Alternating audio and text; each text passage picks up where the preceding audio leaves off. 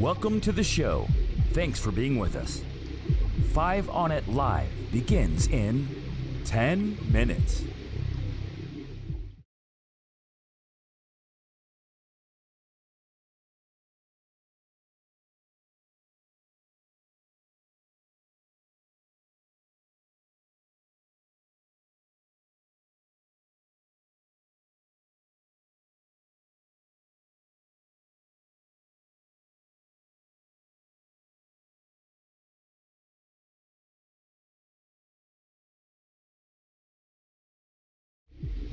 Welcome to the show. Thanks for being with us. 5 on It Live begins in 10 minutes.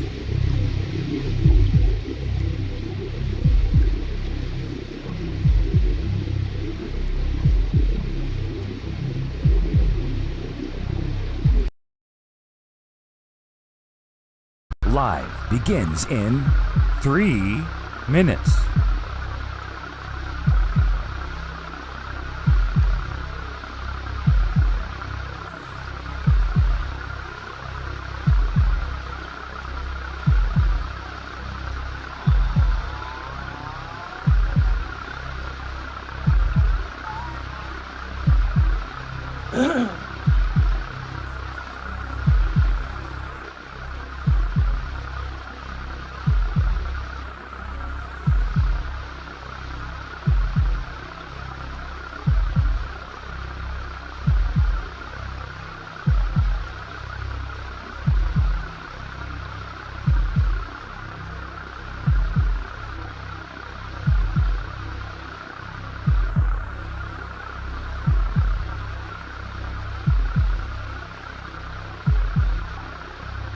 Five on It Live begins in 2 minutes.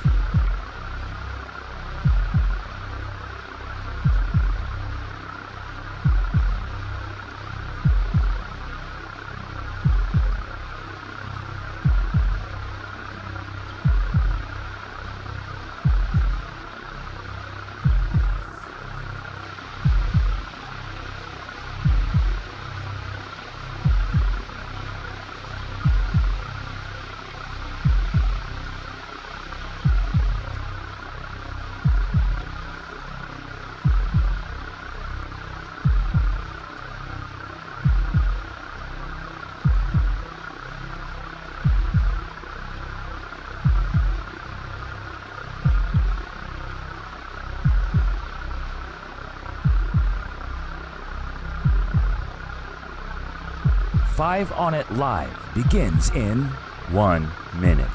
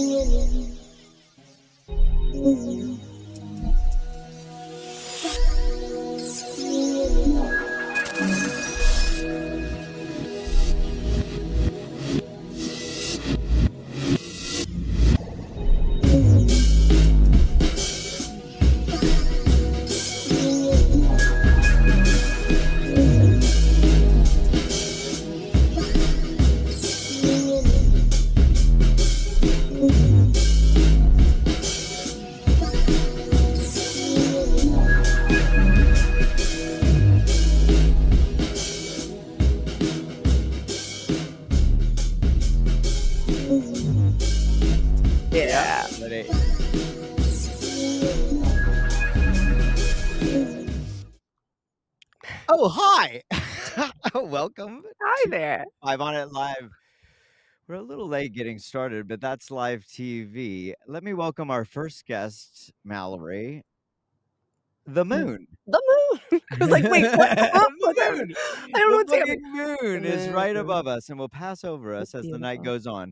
You're here with us. We're here in Los Angeles, California, Yeah. together at last, um, taking your phone calls and with some really special guests, right? I mean, Can we just, like, take a breath together? Can we all take oh a breath yeah, together, please? yeah. Let's take a breath. Yeah. Live TV, baby. Okay, No, actually, I'm gonna live in this for a second because I good, really did need a breath. good. Yeah, I know. I did too. The thing is, you know, we're not really television producers, and we've become kind of television producers, and this was a stressful day, which is exactly why we started late. I think I bit off a little bit more than I could chew, but but everything is settled at this point, and it's really such a remarkable show, right? Yeah, I'm Yeah. very, very Yeah, excited yeah, for yeah, what yeah, yeah. we have planned. So I'd like to tell them what we have Yeah, please, planned. please. I think that's a We great idea. we have, a couple LA residents, Los Angeles residents here to talk about the occult, essentially. And this is our first episode of what we're calling Esoteric October, right? And um, we were deciding what to do starting on our 11th episode. We feel like with you, our audience, we've kind of hit a groove and we know what we want to do with the show. I hope that you guys are on board with us. And part of, I think, what we wanted to offer the audience in the autumn going into the winter was outlets. Outlets. Outlets. Because a common thread for people like us, maybe, people like me, um, People like us. yeah, people like us, and generally the cultures that we kind of investigate and that we, call on you to talk to us about. Um, I think that the common thread between all of them is that, like, we need an outlet.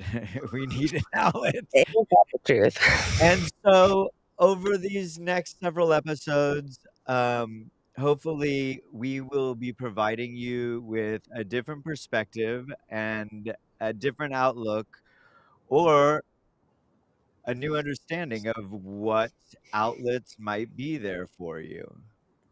Which brings us to tonight's show, which is our first episode of Magic.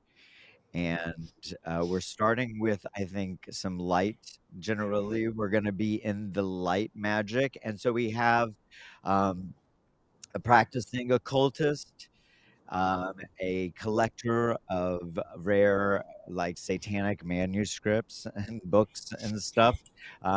We have them Lux here Lux. with us.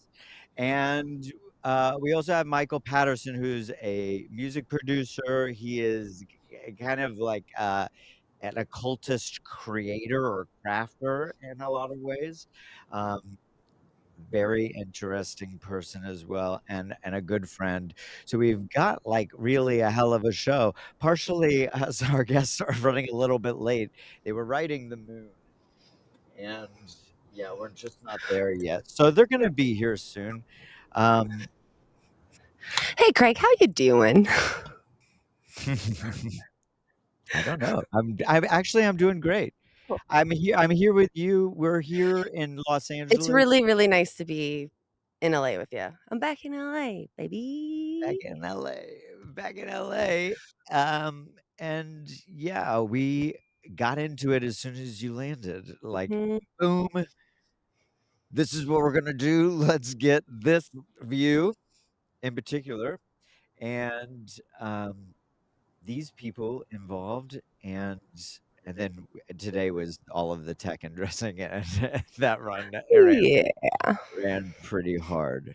So, also, of course, as you know and always know, Chris, our producer, is making the show happen, and he's a little upset at me as well because I bit off a little bit more than I could chew.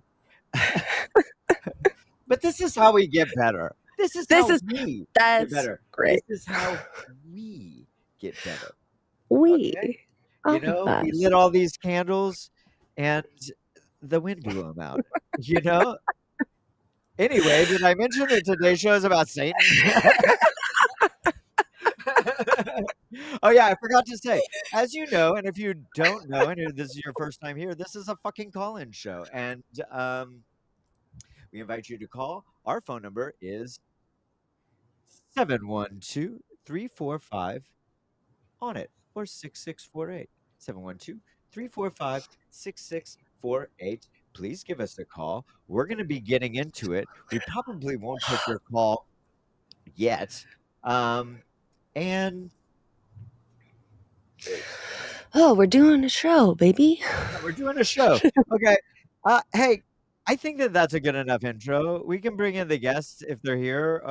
And let's do a commercial break real quick, Chris, and then we'll get right into it. Cool. That sounds good to me. Chris? Welcome, class, to Cousin's Sandwich Appreciation School. I want you to examine the Cousin's sandwich in front of you. See how skillfully the fresh ham and cheese has been sliced into delectable mounds. Regard the bread. Think that's just any bread? Now taste it. Search your feelings. That's pleasure you feel. Delicious, isn't it? Now, what did you learn about Cousins today? Cousins taste great! And don't you forget it. Light bright, turn on the magic of colored lights. Light bright, make a face to glow at night. Smiling friends, shining bright, make a sign to say goodnight. Just pop in the colored pegs and follow the patterns. It's easy to make your favorite pictures and characters, or you can always create your own light pictures. Light bright, turn on the magic of shining lights. Light Bright from Milton Brad. Gather round. Here's your hula cutie with a solemn sound. Hoop it, swoop it, bounce and back. Hoop it, you'll soon get the knack. Hoop it. Make way there, Mike. Hoopa, loopa, hoop hula. She do a loop and a loop. Wow, he flew that bad bandicoot now. Boo-hoo, he's scooping her hoop. Hear what I say, eat some hula. Hoop it. Hula, hula, hula down. Eat it. Skeet-a-beat around. Word it. Scoop-a-loop-a-da. Hoopa, loopa, eat some hula. On evenings like this, I like to curl up with a good book. The sort of book that lets the imagination run away with you. If you're like me and enjoy the mysterious and the unexpected, you'll love The Enchanted World. A fascinating new series from Time Life Books about the legends, myths, and folk tales of ages past. These are the books that let you fly along with those unlucky spirits condemned to haunt the world of the living. You'll find yourself in a world where valiant warriors battle fearsome dragons and scaly creatures snatch away beautiful maidens. Each volume brings to life so vividly those inhabitants of the other world. Witches and wizards, ghosts, goblins, and avenging knights. Call now and enter the enchanted world with the first book, Wizards and Witches. My favorite subject. It's an intriguing account of sorcery, spells, and deception. Other books include ghosts, fairies, and elves, and dragons. Painstakingly researched by the editors of Time Life Books, each volume is exquisitely illustrated and portrayed with masterworks of art. Each volume is superbly written and bound in luxurious fabric.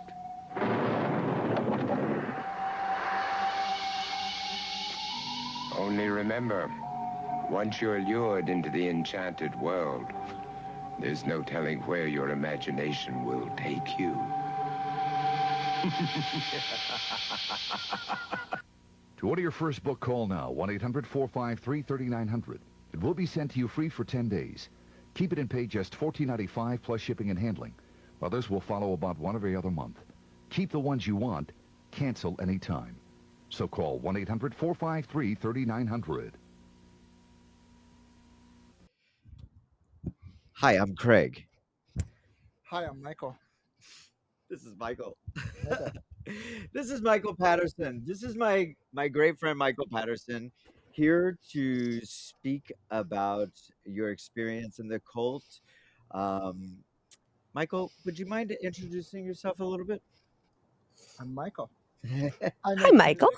Hi, Mallory. I mix produce records, film scores, play with the astral plane, deal with your craziness in the best way possible. And I met you and know you through kind of some occultic. Is occultic the word? Occultic is a word. Could be a word. We made up a new word. Sounds good. I like it. Occultic. I met you through some occultic shit. Kind of like a secretive, magical dance party. Yeah. And there were rituals and stuff, and I was quite enlightened by I'm just gonna jump right into it. By the mixture, and it felt even the natural mixture of the nightlife and dancing with strangers in dark rooms and magic. Well, it's all alchemy. Who you put in a room together, who brings something to the conversation, creates magic. So it's about selecting an interesting group of people and then creating a heartbeat through music and seeing where the night goes. Right. Yeah. And I think specifically you're like in the right mindset, right? Like when the lights are low, right? Or when there's only like one bright light. Yeah. It's really bright. It's really bright where we're at. The lights are low. Yeah.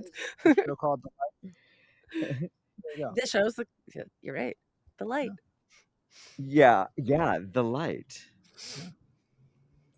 Yeah, so like what was your experience in conducting like these magical experiences? Or maybe we should back up. Yeah, it was like I want to get into like I'm your rushing relationship. I'm a little stressed. Okay, I'm gonna take a break, and then actually you're much better at this, Mallory. Would you mind starting the show? Yes. Welcome to 5 on It Live. Tonight's episode is Esoteric October. The light. Right now we have Michael Patterson. Hi there. Hey, Michael. Thanks for being here. You're very welcome. How do y'all know each other? What was it? I want to know that. How did you first connect? Who was the person? Well, we met, I think specifically at this magical dance party. Okay, wait, you know what? How did you get started with magic? How did magic enter your life? Do we need to define magic first? Yes. Let's define magic. The science and art of conforming the universe to your will, I think, is the general Crowley. That's a good one. Yeah. I actually wasn't expecting it to be that good at it. No, I know. I'm so glad you're here, Michael. Okay, would you say that again for us? Let's see. The science and art of conforming the universe to your will. Ooh. Right. The science and art of conforming the universe to your will. And that's probably attributed to Aleister Crowley more so, because I think different disciplines would think different things. Who we're going to be getting really deep into in a little bit. Yeah. I'm Um, so excited about Lux being here.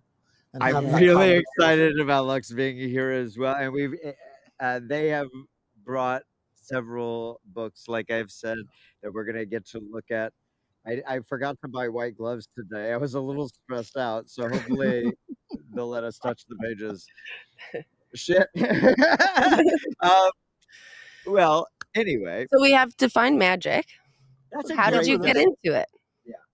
Always been into it, I think. My dad had, you go through your dad's book collection, Tibetan Book of the Dead, some esoteric books. Heavy. And then probably maybe early 20s, I came across a book on creative visualization.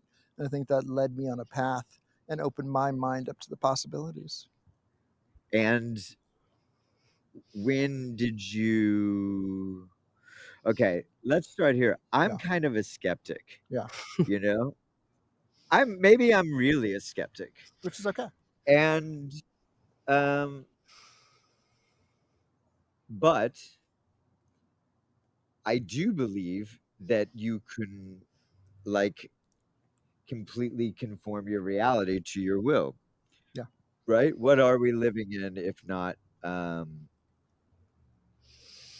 what we think we're living in? Exactly. Right? Exactly. And if you can convince yourself of that, then yeah, that sounds reasonable to call it magic to me. It feels pretty magical.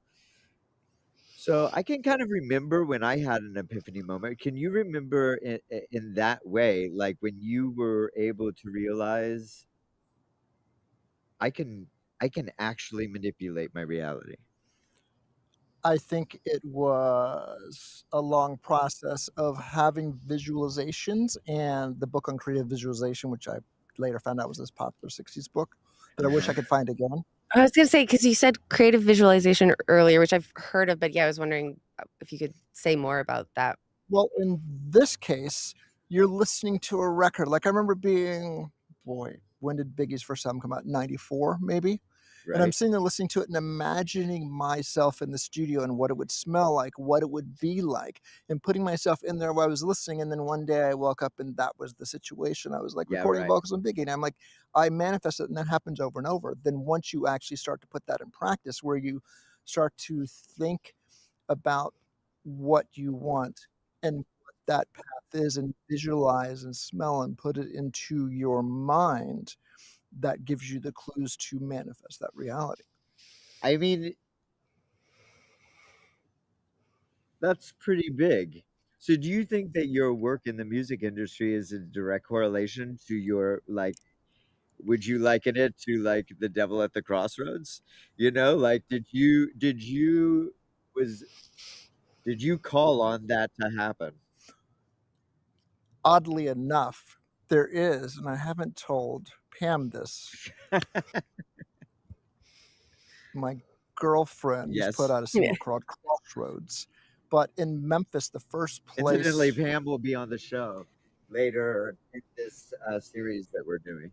But yeah. I was just in Memphis, and the first place I really went to do stuff, I remember there's a crossroads there. It was in what in Memphis would be the ghetto. And I took all my keyboards to this place where I probably could get robbed. And when I was sitting in a corner, and this old black man came up to me and was like, "Are you okay here?" And it was this weird moment where I'm like, yeah, because I'm going in that building, but no one had come out for me. And it was this crossroads thing where this old man coming at me like, "Are you okay?" And this is the future of what you're doing, was at that crossroads. Like, it really hit me when I came back, like a few years ago, where I'm like, oh, the start of this was at a crossroads, and it was kind of crazy in my mind, because that soon after that led to a bunch of other things where it was, this is my magical path. Wow. Have you ever had anything like that?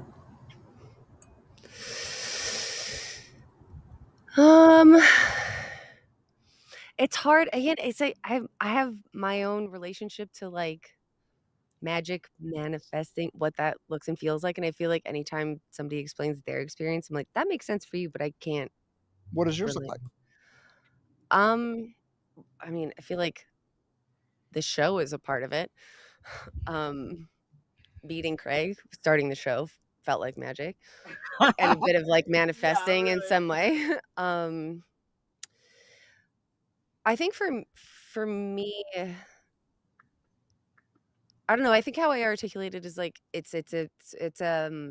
mean, before I started learning more about like magic in a more formal way from, different factions and stuff, since I was a kid, I was just really connected to like, I don't know, my intuition and my gut, and that to me was the first way I experienced magic, you know?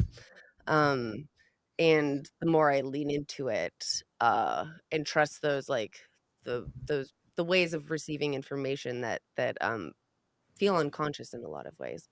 Um, that's my magic. I actually in a grad school I did my master's thesis on dreams and dreaming, and I think that's like dreams are my Absolutely. form of magic. Yeah, yeah. Absolutely. I've It was learned so conscious. much and grown so much through working with my dreams. So yeah, I've had a lot of those kinds of experiences. Um, yeah, I think just like connecting to like my unconscious self. I think most people would say that the meditation is magic. Like if you're going to do one magical practice, it's meditation, right? And all meditation does is still your body and mind so the subconscious can build and work and do what it's doing, which is dreaming, which is Yes. this. So at a very base level, like bring the subconscious forward is the whole name of the game. Couldn't agree more. Yeah, How about you? yeah. How about Yeah, you, but Craig? because when I think about like this will of your mind, right? Yeah. And then sculpting your reality, if you will. I can really identify with that, but it um but that I'm talking about like emotional things, like I can feel a certain way about the night. The same night I can feel something totally different, and that is reality shifting because when you feel a certain way about stuff, it feels reality But shifting. are you shifting the reality or is the environment you're in shifting your reality? Because the key is to be in control of the shifting of the Okay. reality. Okay. Or to be in a Okay. place where you were guided, I would say at a nightclub, an event, whatever else that shifts your reality, which would be along for the ride. Yes. Yes. And I totally agree that when it comes to ceremony, like the context matters, obviously. Yeah. Right? And um but I don't think that I could get access to like being in the studio with Biggie, by just changing my vibes. Why not? Well, I mean that's the complicated thing. So you've experienced this like not just like shape-shifting world due to like how you feel about it. You have experienced it on a much bigger level where it really led to like things outside of you were shifting. Does that make sense? Yes, it does make sense. And did me thinking that cause change unintentionally? And you get to Yeah, the place where right, you cause the change, right? right. And at what point you learn to do that? Or is it all just bullshit? I mean It could be. so Could be. I mean, does it have to be either or though? Like No. maybe it's a mix All of is true. all of it. Yeah, Right. exactly. I think it's like maybe at home. Maybe you guys have a great oh fucking yeah. idea about it. Yeah. That's the whole point. That's the show. We want you to call 71234 5. Oh, we have a caller. I don't think I've been paying attention. Chris, you hate me tonight. Um, okay, great. I love you so much, Chris. I love you at home audience. Thank you for calling. Go ahead and bring the caller on. We're here with Michael Patterson. Caller? Hello there, Michael. First of all, it sounds like shout out to Chris, right? Yes, that looks great. Yeah, Amazing. shout out to Yes. Chris. Amazing. Chris is keeping us alive. He's keeping me alive. Michael, my name's Keith. It's very nice to meet you. When I talk to people about, I'm a non-believer. When I talk to people about it that seem to be into it, ghosts specifically, I don't know where you stand on ghosts. they say their point that they're into it, and then when I get to specific questions, it seems like no, they just like the idea of it. Don't actually be that silly. So I just want to make sure you're the real deal, and you know for a fact that like when a person like Craig says, "Hey, you know, I don't really believe," do you think, well, have you ever had a dream? Have you ever seen a tree? How can people be silly and not believe? Wait. Wait. Ooh, Too much? Yeah, slow down. Hi, Keith. Slow down, Keith. Hi, how are you guys? What'd you eat today? Oh, is this the girl, Keith? Yeah, this is Oh, Keith. yeah. I'm It all Keith, comes the girlfriend. together. Yes. Okay. I'm really falling apart tonight. This is Okay. amazing. I assume Keith is Yeah. used to this as well. Yeah. Okay, Okay, Keith. yeah. Hey, Keith, we need to slow down. Okay, Yeah. you've seen, right? What I heard is like you're asking Michael, you've seen dreams of so you're trying to figure out if Michael is for real. How are you If supposed to he's find that out? not in an offensive way, but yes, no. how for real is it? And if there's like follow-ups, is it like, well, no, can't we just believe in magic? But like what's what the do you first, mean for for example, real? for real, like what's the first thing where you went, oh shit, this is magic that just happened? Well, I think a lot of times it is a delayed reaction, right? You do something and the reaction might not come till later. There's what's the thought? When you were younger, did you have visions for your life? Yeah, I suppose. Yeah. And did they come to fruition? Did some of those happen? No, I was going to be a professional four-wheeler rider, and I never owned a four-wheeler. So you didn't make, how would I say it? Because really, I was going to be an actor, and I thought about being an actor, and I'm a podcaster, so there's something there, sure. Yeah, there's something there. I mean, that's pretty close. Yeah. I mean, first you have to define what do you want out of the magical experience? Because some people play with, we talk about ghosts. Are ghosts real? Are they not? You talk about dealing with beings in the astral plane. Is it real? Is it not? But in the end, to me, magic is just you're doing things to make your life and yourself better. It's really all self-improvement. So it's very hard. Some people can say, I did this and saw this reaction. For the most part, you're causing, the universe to change in conformity with your will, which could just be, I made a call. I had a vision for talking to Craig. I made a call and here you're on the show. Does that make sense? And I think Lux will have a completely different. I can't wait for Lux. I can only believe one professional at a time, just to be clear, Have you ever, did you ever appear at, like when you guys were talking about who was the example, Tupac? I'm picturing like you ever look up an X on Instagram and you accidentally hit the heart and you're like, oh, I'm mortified. Did you ever go into somebody else's place and accidentally knock over a lamp and be like, ah, shit? Wait, what? What? Yes. Yes. But yes. And then what? Explain. Yeah, okay, that's it. I don't know. It's mind blowing to me. Can you give me an example?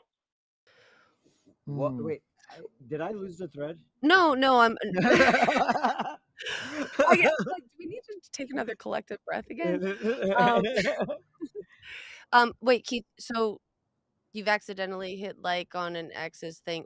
How can you explain how that relates to this? Yeah, I'm thinking, have you ever projected yourself somewhere else? You're like, ah, shit, I dropped these guys' keys or something. Oh, that's a good question. Like, did you ever play yourself on the astro field? Not in that way. But I know people who say that they do, and that is okay. But not for me, no. Interesting. But then again, Can I ask in what way you mean? like in a astral projection into another place. Is that what you're saying? Yeah. Yeah. But then again, if you accidentally heart someone on Instagram, you're kind of projecting yourself into their world. Ooh. Oh. Okay. Like the tarot card. Okay, so I was reading tarot last night. It's been a pretty spooky like couple days, or what should I say? Spooky, maybe like mystical. Yeah. Um, and um, a card like jumped out, right? Right? Yes, again, I'm like, I've been waiting to Let's talk tell about it. this. Let's Yeah, talk about yeah, it. Yeah, yeah, yeah. yeah, yeah. Keith, yeah, Keith, stick around. You might have opinions about this. Yeah. Okay, so yeah, last night Lux was here. We were talking about all of this stuff, and Craig brought out a tarot deck. And as we have heard, Craig's like not really a believer, but also thing I appreciate about Craig is he fully commits and like is deeply curious about everything, even if he doesn't believe in it. And so Craig read my tarot and Lux's tarot, and when he was doing mine, and for anybody out there who works with tarot cards, which I mean I do, I have my own practice. And actually, I will share what that looks like. So it's related to Michael, sort of. I think how you were talking about like magic and how one relates to Right. it. That for me, like tarot cards, I don't really use them as like a future, it's as in that way that a lot of people assume people use it. For me, it's like a tool for self-reflection. It's a way of like meditating, slowing myself down, um, looking at the pictures and the guidebooks and whatever I notice that the cards raised for me, then that's what I should be paying attention to. It's a Yes. tool for self-reflection. Yeah. And so, okay, so last night, Craig is fully embodying like a tarot reader. And when he was doing mine, But let's be clear that I started it out by saying that I'm not a tarot reader. I feel like my way of going about doing magical stuff is I should first say, and I think Keith that you might this is I think interesting. Are you still there, Keith? Yeah, go ahead. I'm listening. God. So I let people know that I don't know anything about tarot. I don't know anything about tarot on purpose. And when I drop the cards, I I really kind of I've always told people that I just am listening to them, that I'm just reading them kind of. But I knew the people that I was doing the tarot readings for last night. And that I was trying to be as unbiased as possible. So I just kind of like shut down my brain and just read the cards, like read the pictures on the cards and like tried to, I don't know, illustrate something different than I saw, but like the first thing that I kind of noticed. And you're talking about the card that jumped out. yeah, and then Well, this, yeah, and for those of you who work with tarot, that like a part of the practice is when you're shuffling, that if cards jump out or fall out, they were meant to. Those are the ones to pay attention to. And so, Right. yeah, I had done the picking of the cards, and then when Craig took them back and was doing the last one, literally like jumped out, and you said it like bit you. It bit you. Yeah, it really did. It bit my hand. Well, Remember? Ah, Carl? Yes, it was. Oh my gosh, no, I can't remember if it was the Queen of Cups, I think. yeah, Oh my Queen gosh, of wait, I Cups, have it. water. You're thinking clubs. I played poker with Queen of somebody, and Cups. these cards It fell was down. It was the Queen of Cups. Okay. Inverted. And the way that I read that card was not only exactly the way it's described on the internet, like that is the true meaning of the card. And I promise you, I have no idea. But it was like a vision came over me and I recalled it and it felt like it was pretty on the nose for you. I mean, yeah, when you Yeah. did your thing and said it to me, I had a sense, because I work with tarot, of what the card already meant, but also you were speaking about me and everything about it. I was like, no, this really checks out. This really checks out. Right. But I think to me, this says a lot. I'm glad that I brought up the dream thing, 'cause Craig and I were talking about this after, and like it was wild to witness him that he meditated. And this is the thing, he got into like a meditative state, and I saw him doing this. And I don't know if like I could believe that you were receiving things, but also for the skeptics out there who don't believe in the sort of just like messages coming in, that I think we are all way more sensitive than we give ourselves credit for. And like when we are given the context and space to slow down, dim the lights, really hone in on each other, focus on each other's energy, like it feels like we're receiving things, but it's just there because we are all deeply intertwined and connected. And I believe that the universe, we're all connected in that way, right? Yeah. And you can have moments of something that hits that you're like, that's the exact meaning of the card. And it just came to you, you don't know why. So But you Keith, tuned in to the universe. Yeah.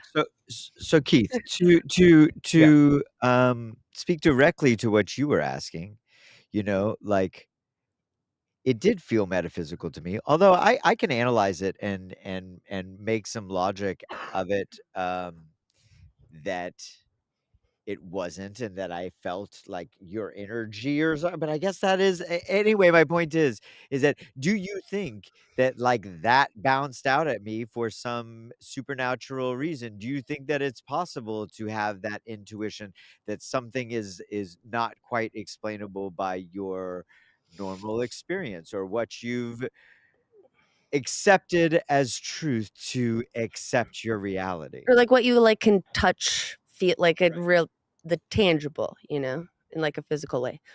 Do you relate, Keith? Yeah. Do you? First of all, was Craig using a magic DMT wand? No. Okay. No. Okay. We'll assume no.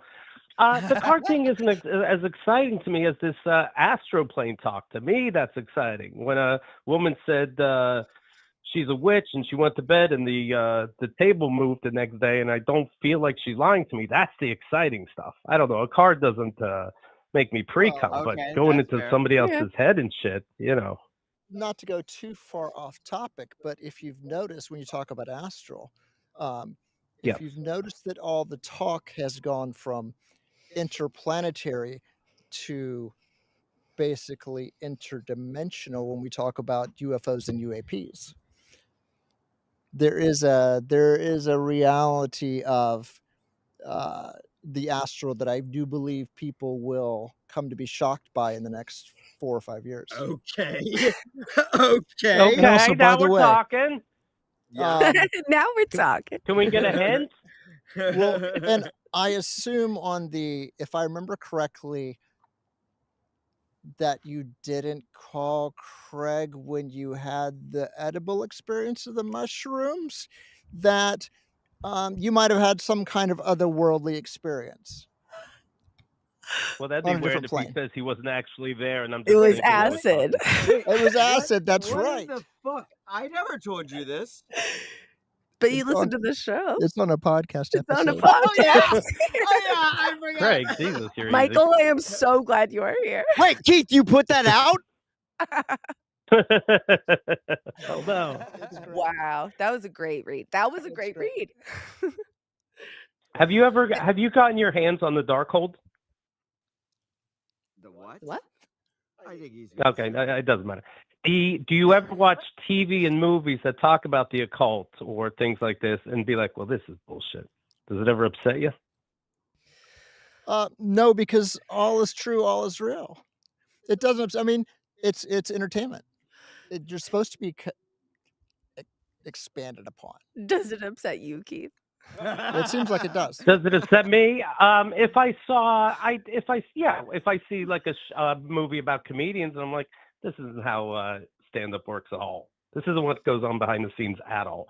That would upset me because they're trying to act like it is. I mean, if it's all, okay. Yeah, I get that. like these Yeah. documentaries on Discover or something like that Right. is what I'm thinking. Yeah, and yes, but it's not upsetting because it just is what it is. All right. Well, you're very mature. Okay. Well, yeah. Terrifier upset me. I'm like, doubt it. Relative to what? But no. This actually, Keith, like, are you referring to, for instance, like an Eyes Wide Shut type of thing? Like that is this dramatized version of ceremony and occult experience? Well, you're right. And is that what you mean? Like it not being real in that way? Maybe more a documentary that's talking about the occult and astral plane. What was a movie? Suspect Zero does this astral plane stuff where it's a fictional movie, but they're acting like it's real. In fact, it's finished with a little documentary saying how that stuff is real. Me, when I found out later, like, oh, okay, well, whatever. My opinion, yes, it sounded like I was being lied to. You, of course, studied it and know more. I was curious if you ever feel like people are Why do lying, you feel? but it does Why do sound you like feel you're just you were saying, who lied cares? to? Why do you feel you were What's lied that? to? Say it again? What about it made you feel you were lied to? That the people in the documentary were busted later for being frauds. And I don't remember it exactly, but I can tell you that we believe them. We believe the follow-up more. Well, actually, I feel like that brings up a pretty relevant point, that there's a lot of hucksterisms, inside of the magical community, because maybe I would say that it feels like inside of a magical community in particular, people are looking for answers. And they are, and that is how people get taken in by cults and all the various things, because people want to believe. And I personally think, I take things with a grain of salt, even though I'm generally like, you got to believe people until you see that they're not, whether they're a psychic or a medium or whatever else. But every once in a while, you come across someone where you're like, oh, in a magical way, you feel their energy, or they do something that is you can't explain. They touch into some energy you can't explain, and you're like, most of those people are hucksters, but there's something there. They touch something in energy-wise that can't be explained. They can reach into things. So this is a conversation that we were having. Okay, go ahead, Keith. I was just going to say, have you ever done some astraling or occulting and you got into some scary territory? Like maybe a bad guy grabbed onto you or anything like this where you're like, oh, fuck. Great question. No, but that would probably be more of a Lux question. Yeah. But call back later. I mean,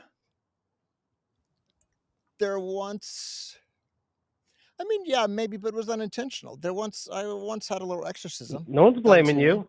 I'm not going to call the Ghostbusters. Did you say you once had a little exorcism? Yeah. It was bizarre. What? And that was at the beginning of Okay, like, wait. what's going on. What happened? Maybe I was 23 and I went home to visit my mom. And my mom, Your mom. Yep. the secret things like that. And she was like, look, I have a little medium who comes over and does readings for me. You should have a reading done by her. And I'm like, I'm going to try everything. Why not? Yeah. And this woman comes over and we start to talk, and she starts to talk to someone else in the middle of it. And I'm like, what's going on? And she's like, hold on 1 second. And she goes and talks to my mom, comes back 10 minutes later. And she's like, I hate to tell you this, but she's like, I have to ask you a question first. Have you been sick at any point? I'm like, well, yeah, actually, like 6 months ago, I passed out and I saw my grandmother who had died. It was really weird. And he's like, yeah, that feels right, because at some point there are entities, when they pass on, they attach to other people's energy because they don't want to go to whatever the next thing is. And I'm like, okay, that sounds interesting and cool. She's like, it's there and you have to get rid of it. And so I'm like, okay, whatever. This is going to be an interesting trip. And she's like, there's a woman I know who will perform an exorcism on you, and you can get rid of this energy. And I'm like, let's do it. This is going to be amazing. Can I slow you down for a sec? No. So talking about it's there. Yeah. So she was referring to like an energy that, this person like left in you. Yes. Attached to you. Yes. Could you feel that at all? Like, did you understand? There was an energetic change over the last 6 months since I had maybe a near-death experience. What happened? I'm not sure. But there was I feel like I'm weighed down in some way. Okay. But it wasn't conscious. It was like, okay, and I mentioned to people, like, something's going on, but I can't explain it. Right. And so when this medium brought this up, did that make sense? You were like this timeline. You were like, oh, maybe this is the thing. It did, but it didn't, because I'm like, okay, I'm skeptic at that time, and I still am. You still, it's trust but verify. Sure. And that's a great way of putting that. Yeah. Wait, And say that again. trust but verify. Yeah. So the woman sets up a exorcism the next day. And I go to this house in the suburbs, and I'm visiting Memphis. I live in Atlanta, and there are kids running around, and there's this room that's white. There's a Kanye West line like I cocaine hate the white Jews. leather. Wait, Keith. And Oh, that's it's I the thought I was thinking of Kanye West lines. Keith. it's the whitest room I've ever been in, and there were 2 reclining chairs there. And she's like, sit over there. And she basically hypnotizes me. And I go down and go down and go down. And there's this moment where I'm there, and it's the craziest thing. I don't know if you've ever done DMT, but a neon leprechaun appears in my mind's eye. That And the, happens a lot, right? and the Yeah. second that happens, she's like, it's here. And she has me talk to it and say, basically, I appreciate you. You've helped me out during this time, but it's time for you to move on. And Wow. at whatever point I say something, it winks at me and then just disappears. And the second it disappears, she's like, it's gone. Ooh. And I was like, okay. And I immediately felt lighter. So for me, as looking at like something happened, I saw something in my mind's eye. That person saw it a second later energetically being in the room and then being gone. And I was like, okay, this is an interesting path to explore. Wow. And that was roughly right after that was when I found the creative visualization book. Okay. So this thing that you just shared in like the dream work that I've done again, because I went real deep into my this like dream practice and started experiencing things that felt quite scary to me. And I worked with like a spiritual mentor and my therapist who told me, I think, to say these kinds of things if I would wake up and feel like, if I had dreams of people I didn't want to have dreams about, and then I would wake up and feel like they were there in the room. People say like maybe they are, and then they gave me scripts to say like anyone who is not here for my highest good is not welcome. And I do that still. I say that out loud, and I still don't know where I fall. And like it works.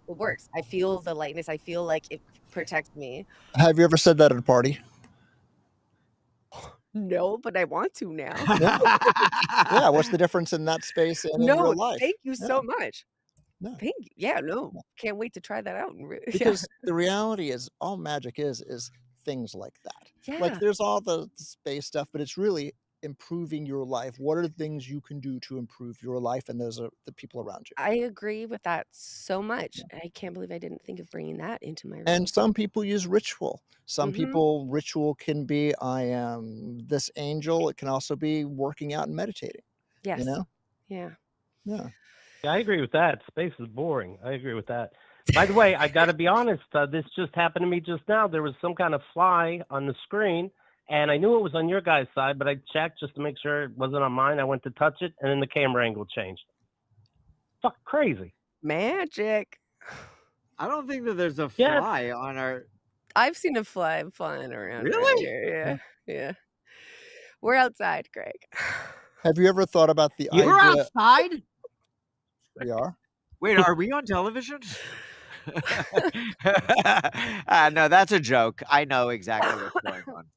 Go ahead. Do you ever analyze your dreams as if you were every person in your dream? Yes. Yeah. I mean, I did like deep studies and studied my dreams through the various, ways. And, there's one form where like, that's what people think is that you are every person in your dream. Yeah. And yeah, I mean, it's funny. This is where I don't know where I land and what I believe, but with dreams specifically, which I think actually is kind of what you're saying about magic, that I hate dream dictionaries, because it like flattens the specific experience, and it assumes that like we all relate to the things in the world the same way. Like I feel differently about cats than you do. Cats showing up in my dream would mean something Scare the fuck out of different me. to Yeah. But that's like, for me, my dreams were a tool to learn more about myself. And so for Can you me, curse? Yeah. yeah. Okay. In Swear fact, we away. insist on it. Did you not curse already? I just did. I just Great. wanted to make sure. Great. Oh, I didn't notice it. Say it again. Fuck. I once did a Twitch and someone had you were I there. remember. They showed Yeah. their toes and we got cut off because you can't show Yeah. your feet on Twitch. You can't show feet. Oh. So I don't know if there's something like that going on here. Okay. No, We thanks for show checking. feet too. Pizza, if you're out Pizza, if there, you're out you there. know, feel free to call in Craig because might show his feet. yeah, I will show my feet. You won't believe it, or you'll believe it. They see my feet all the time. You were saying. I'm sorry. I mean, that was delightful. I mean, yes, that is how I've tried that understanding of my dreams, and I think I just do like an amalgamation of everything. But yeah, for me, it was like a tool to understand myself better, and also like process a lot of emotions and feelings. Because I think, yeah, for me, I started that work in grad school in a class on memory. I was taking a class on memory, and we had to like the first day recite a memory to the class, and everybody said something very recent, but I told the memory of my first nightmare that I had when I was 5, and it was like, whoa, do nightmares count as memories? And that's what sort of sparked this. And I had never thought that deeply about my dreams, but I lived more actively in my dreams growing up than I did in my waking life, because my waking life was so like squashed and like oppressive, and like I couldn't feel my feelings out loud, and so my dreams gave me that. What about, did you daydream when you Oh, were younger? yeah. That's how Was there any relation to your daydreams and your night dreams? Oh, no. Well, yes and no. I think that my night dreams, I feel like they were sort of light and dark. I feel like my daydreams were more the sort of fantasies, my like attempting to manifest like a better life than I had, and my nighttime dreams were intense and dark, but it was like processing and feeling what I couldn't have out loud in my waking life. Now, when you daydreamed the fantasy of what you wanted, how much of that did you make happen? And if you daydream now, how much of that do you make happen in a manifesting your life kind of way? Because that's Yeah, magic. a lot, all the time. Yeah. A lot. Yeah. Do you daydream? I don't think like the way no, not like I night dream. Keith, do you daydream? I'm doing it now. No, not really. No, not really. I mean, I don't know. What Wait, does that did mean? you when you were a I kid? don't know. Because we know you didn't have the greatest childhood, and that's the thing that like kids who have weird homes. I didn't even like, give it's a way myself to a cope. fake. I didn't even give myself a fake 4-wheeler. You know. Oh. So no, I don't think I did. Yeah. Oh man. Yeah. I'm sorry. For Well, you. Keith, then that maybe hints on a thought that it's worth a shot, I right? think during the day. Well, hold on. It's worth a shot to what? Daydream? So I understand your skepticism of daydreaming. And, I'm sorry, of magic generally, right? Okay. Yes. And so to harken back to what Michael said earlier about it's the science and art of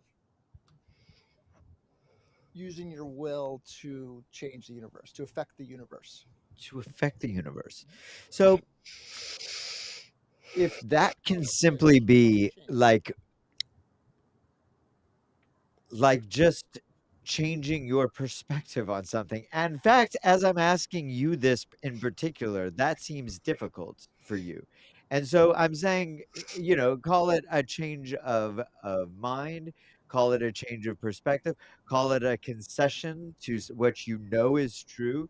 But if it yielded a more enjoyable result in the world that you were living in, is that worth it? And in that case, no, I did it. I did it like a month ago now. I don't feel like you gave that much thought.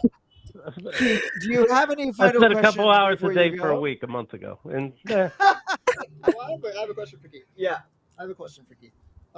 yes, That was the first time, and you don't have to talk about this if you don't want to. The podcast I episode I just hang saw up. where the Sherpa you didn't call the Sherpa. Was that the first time you did acid? Say that one more time. Was that the first time you did acid? That experience on your podcast? I heard. No, yes, yeah, I did mushrooms once before, but yes. What did you experience afterwards? Have you experienced any different kind of connection to the universe, or things that you can't explain, or things that make sense? No. No. Not that wouldn't have happened before. For example, just let's say you think binary about somebody and they acid, happen to acid. call you. But other than that, no, I didn't feel anything different in the world. No, Keith, thank you so much for your call. Oh, thank you. I have realized, in fact, that your skepticism runs deep. Fix a mic. You know what? Can we take a break, Chris? Yeah. Hey, Chris. I really have to organize Hey, myself. hey, producer Chris, can you save our lives again and give us a little bit of break? Hey, Keith, thank you so much for calling. It was delightful listening to you and having you on. And we're gonna take a little commercial break and fix the sound again. Stick around. Michael, it's very nice talking to you. Thank you for your time. And let's Nice meet up talking and to follow you. up in our dreams tonight for like 5 or 10, all right? You know what? Nice. Purple gorilla.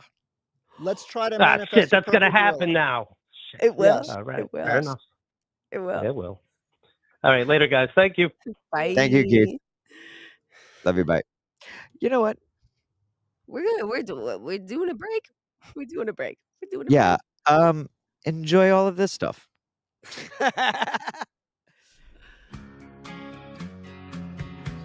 To the other kids at St. Bernard Academy, they were the girls who didn't belong. Whatever you do, stay away from them. Why? They're witches. But after years of being on the outside, Why'd you lie about me? I don't want to go out with you again. Please, stop begging. It's pathetic. 4 girls are about to discover the dark side. You ever heard of invoking the spirit? Black magic. We can make things happen. I mean, this is it. This is real.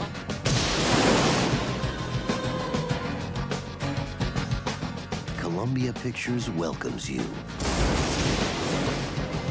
to the witching hour.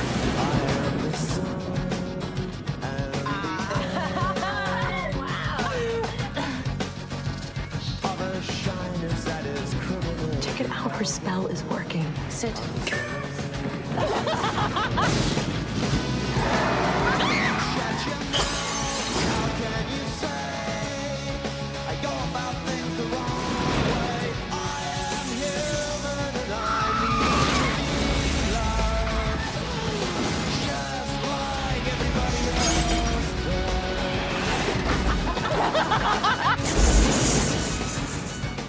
The Craft. Girls, watch out for those weirdos. We are the weirdos, mister.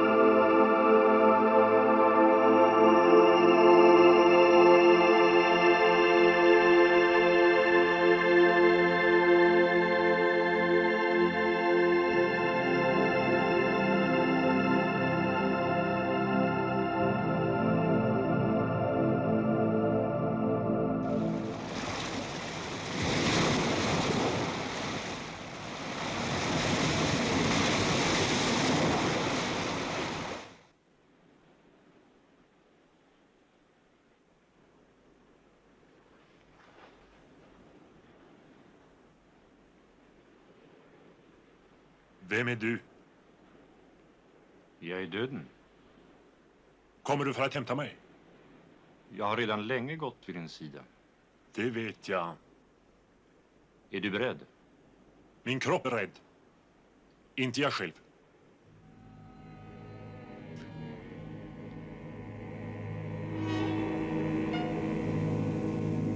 Vänta ett ögonblick. Så säger ni alla. Men jag lämnar inga uppsov. Du spelar ju schack, inte sant? Hur vet du det? Ja. Jag har sett det på målningar och hört i visorna. Ja, jag är verkligen en ganska skicklig schackspelare. Du kan ändå inte vara skickligare än jag. Varför vill du spela schack med mig? Det är min sak. Det har du rätt i. Villkoret är att jag får leva så länge jag står dig emot. Spelar jag det matt, friar du mig.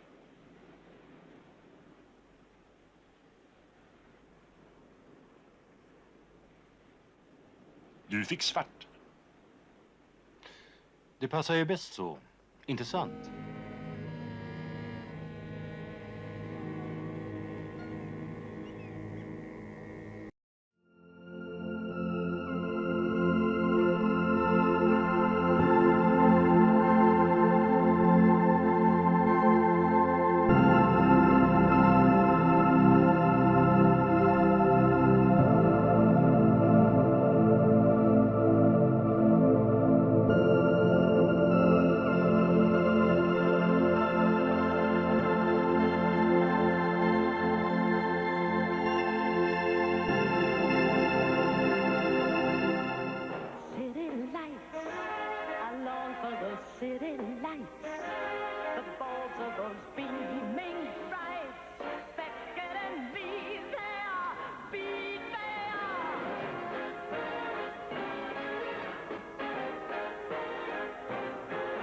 Metropolis, the new Lauder for Men fragrance. Live in it. And you own the world.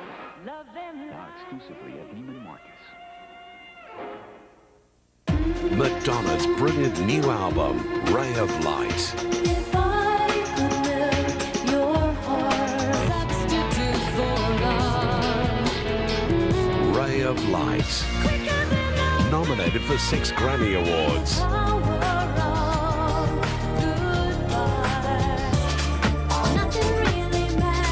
From the artist of our time comes the album of the year, Madonna, Ray of Light.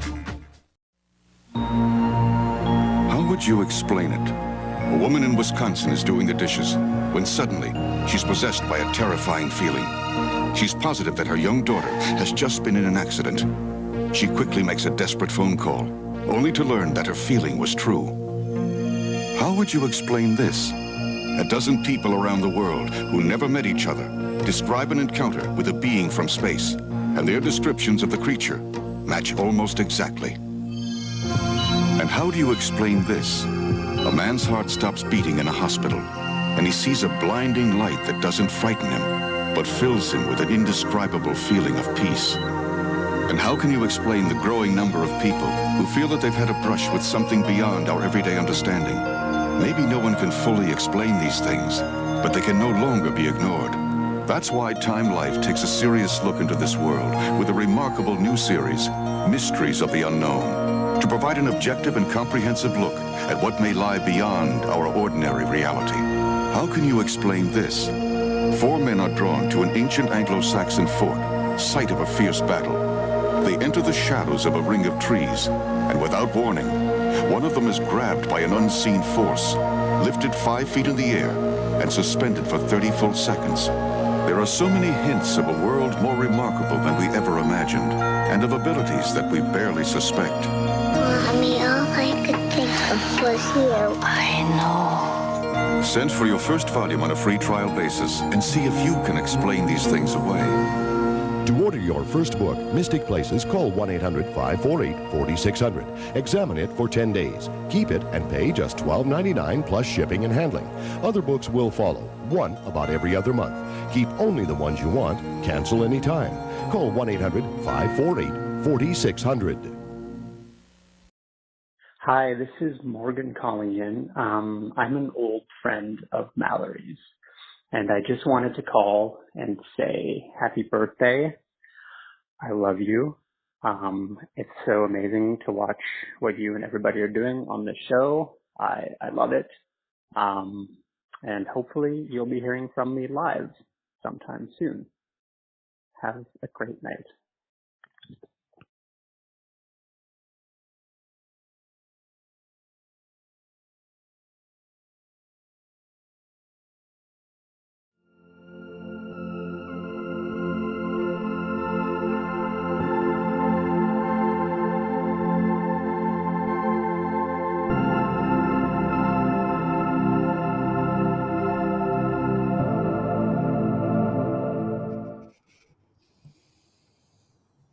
Hi.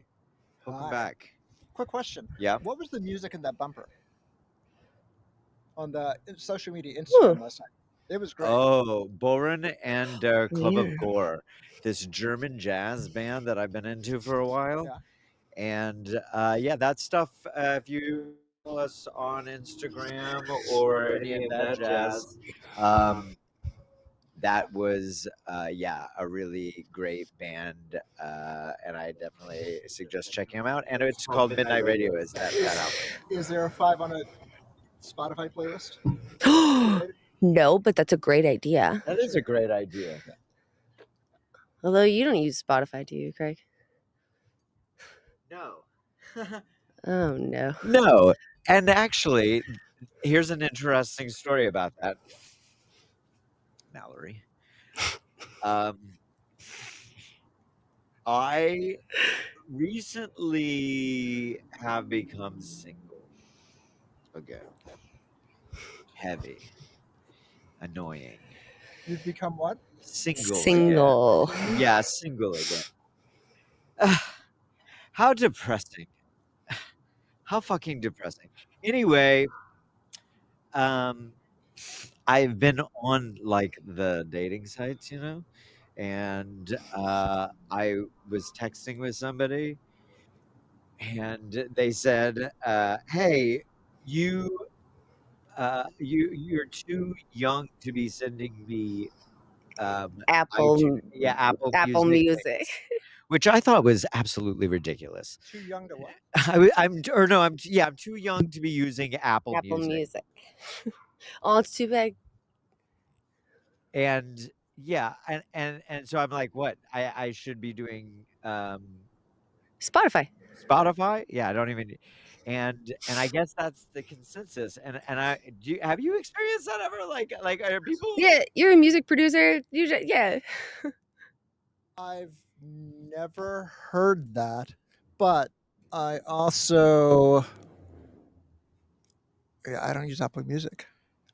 I mean, You don't use Apple Music? No. I think Apple Music is like Facebook. Only grandparents and family members are on it. That You is know? exactly, I know. So Craig told me this story about, that this person that he was texting with said this. And I was like, ooh, I low key agree because yeah, I use Spotify and I associate Apple Music, people who use Apple Music with like Facebook. People Yeah, who there's use like Facebook. Apple Music, Spotify, and like Audium. And Audium's like Gen Z because it's the Web3 one, like that no one ever uses. Yeah, it's okay. It's okay to be old. Oof. Don't tell Craig he's old. I think Keith probably uses Apple Music. You know, Keith plays cassettes, and it's like only the 99 cents. You know what I mean? Like I don't even want to get into it. Keith, that was a lovely call, and his interest runs deep. You could tell, and that's interesting. Oh, I have some bad news. What? Lux will not be able to join us today. Oh, Unfortunately, they had an incident, and they're safe, and Good. that's what's good. Yeah. But yeah, they're not going to be able to be on the show, although they will be here next week. Yeah, they're scheduled for next week, so hopefully we can make that happen next week. Yeah, it's show business, baby. you know, we're just doing it. But we will have a guest a little bit later on that I won't mention because anything could happen at this point. That's a This good is what practice. happens when you start talking about Satan, you know? Wow, is that why? I hope so. I hope so. I really do hope so. What is Satan to you? Oh, good question.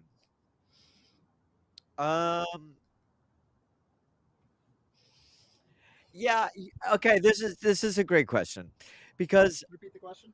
Say it again. I'm sorry. What is Satan to you? If you're going to bring up Satan, what's So Satan to me is in particular like it's kind of like a fuck you.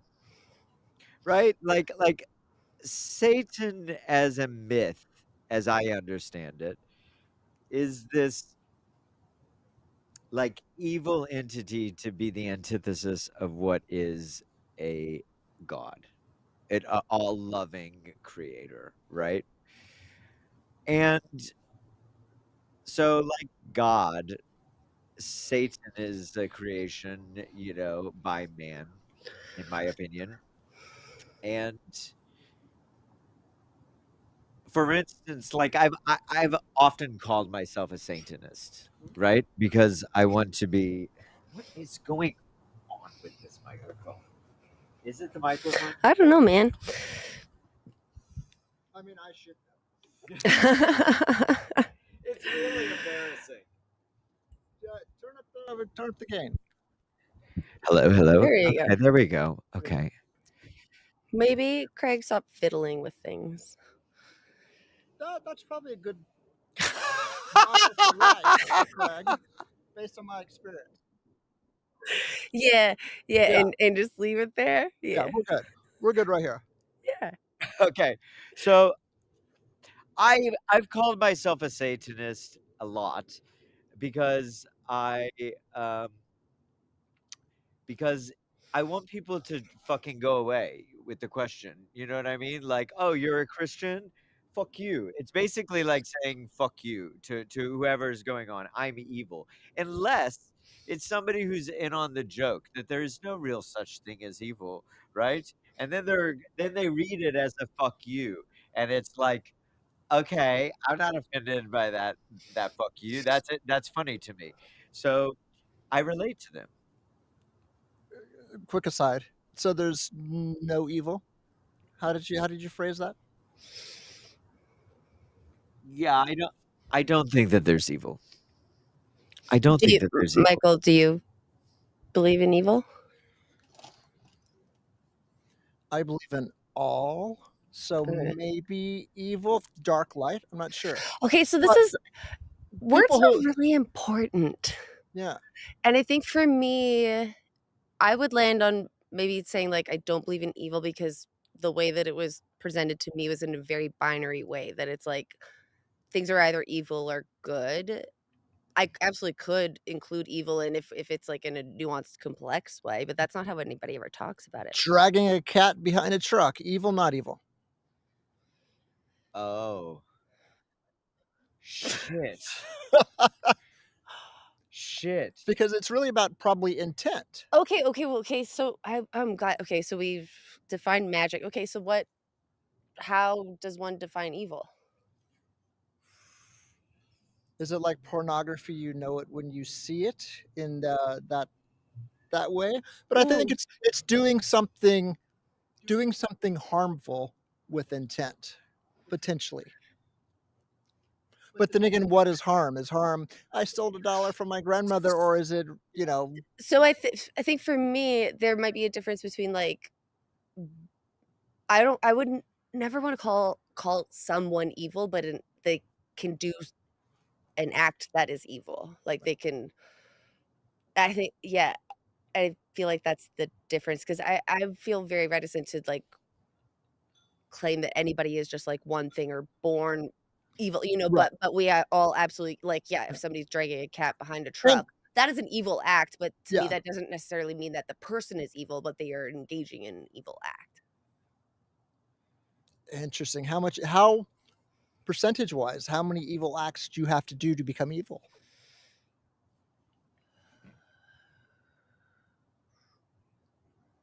That broke my brain. I get this. I think because it's so hard for me. I've And it's relative as well.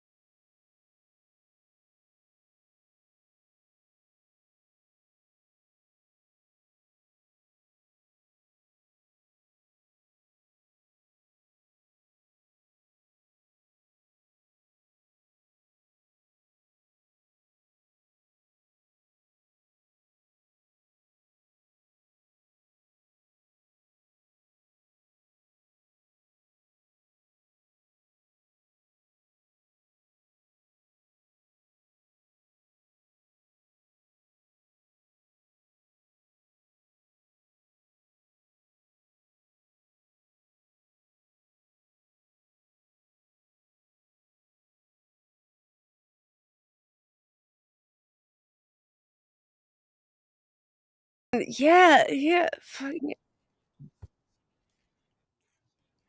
Oh, so everybody missed that Yeah, they big missed that. laugh we had around Hitler? If there was a lip reader, you had a Okay, great they time. saw it. Okay, so Evil. Evil is live backwards. Live is evil backwards. That's why everything's messing up right now. Also, I've been praising Satan like constantly lately, and I was really planning on having a satanic show tonight, and it's not really working out that way. Well, look at what you manifested. Right. So maybe there's something to that at home. Have you ever had an experience with Satan? Have you ever had an experience with Satan? I'd like to know. Give us a call. Call now. 712-345-6648. We're having a heck of a time here with Satan, who's actually ruining like everything that we had planned. Or making better. Well, I mean, There's nothing we'll wrong with have it. to see. It's like the glass is half full or half empty. It's all like, or it's always full because there's water and air. So you just got to look at the positive side of everything. Like it's intentional. And if Satan's doing it, he's like, yeah, I'm gonna fuck with y'all just to show you that I'm real. My favorite though, the Church of Satan is always like, but we're all atheist, so which I love. Well, okay, wait. We were talking about Satan, and so what I love about Satan and about the idea of evil is that it creates an exclusive bubble around you. You know what I mean? Like only people that are willing to break through like the Satan bullshit, right, are going to get in there, and then you can kind of and then as I understand Satanism generally, it's at that point you get to really it's all about doing your will, right, and create using magic to manipulate the universe to your will, right? Well, not doing harm to others, which is the key. Like in a prolithelemic way, you do your will, but you can't impede on anyone else's will, which is a really difficult thing to do. Right. And for that reason, I love Satan. Do I hear? Do we have a caller on the line? It sounded like hanging out, waiting for you to pay attention. Monica. We are paying attention. Monica, is that you? Yeah. Oh, How's it going, guys? I Well, Satan has entered the room. Yeah, you I had feel me like at Satan has Satan. entered the room. Here she is, Satan, everybody. Hi, Satan. Thanks for the introduction. How are you, Monica? So I'm not a big believer in wrong and right and good and bad. Sorry, can you say that again? You're not. Hold on, let me get off. Okay, let's talk. So evil, right? Yeah. I think if you think something's evil, then you kind of have to play into wrong and right and good and bad and Exactly. all of those That's what I things. was saying. That's why I feel Right. very challenged. But by if you think of evil as like something that stands in your way of doing the thing that you're supposed to be doing, which is different for everyone, right? Yeah. So it's like you're always presented with these paths and these choices, these people, these things. And I think if you're going to say anything's evil or not living, if you want to use it as the backward spelling of it, then it's the things that are going to prevent you from taking those steps forward. It's Monica, the distraction. have you ever, like, in your life had an experience where you were like, that person is evil or that thing was evil? Like, have you ever had that Oh, I experience? 180 out of rooms all the time. Like if the energy is off, like I will walk out. I do not say goodbye. I just leave. Okay, but is that the same, like, in those things where you're like, this is evil? No, I think that it's like an energy, like if people's Right, energies are in alignment, if it's fluid, if it's functioning, it's not stagnant. Yeah, in alignment I with think what that you're you doing. feel Like you're in that the room, you feel it's the something off. vibration. Yeah. And so you feel that, you feel when people aren't doing the things that they're supposed to be doing, right? So is that evil? Maybe not like in that scary sense of like Satan evil, but it's causing that like incongruency with the flow of energy, or it's just putting off an energy that's not positive, right? Or like you feel that. Yeah. Yeah. And I think generally, Monica, you're a pretty fucking magical person. And in fact, my first dabbling in the occult, we just had the craft commercial on too, right? I know, I saw You it. remember and I going was to see the craft together? Okay, fine, I'll call in. Yeah. I was calling for you. You look what you So manifested. cute. See? And so yeah, we manifest, right? And I pay attention to those things. I don't think bad things. I don't think bad things. Like I have trained myself really hard to like not even think bad things because I'm just too afraid that they'll come true, you know? And I think, and that's just kind of how I try lightly, you know, I'm not trying to like have anything negative coming from me. Because I think there's consequences for that, you know, like it's in one way or another, you know. Yeah, absolutely. And if you talk to a lot of people, the key to life is gratitude, right? And gratitude is kind of, it is what you're talking about, right? Everything, for me at least, everything around me, there's nothing bad. Like there are some bad things that happen and things that are not optimal, but everything is pretty great. And you have to acknowledge the greatness of life, good or bad. But if you show gratitude towards the world, you're moving in the right direction. I think that you're talking about gratitude in a certain way and not bringing the negative into your life, which and could be seen as evil. Yeah, I'm a little bit more cynical than you are, but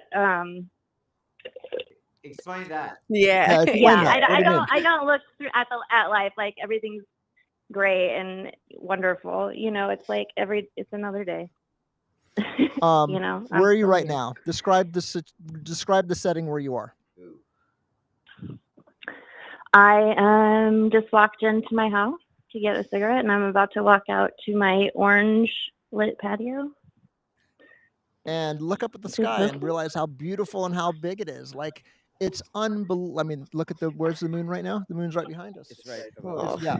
I mean, you can be cynical. Yeah, I get it. But look at the beauty that is in your life right now.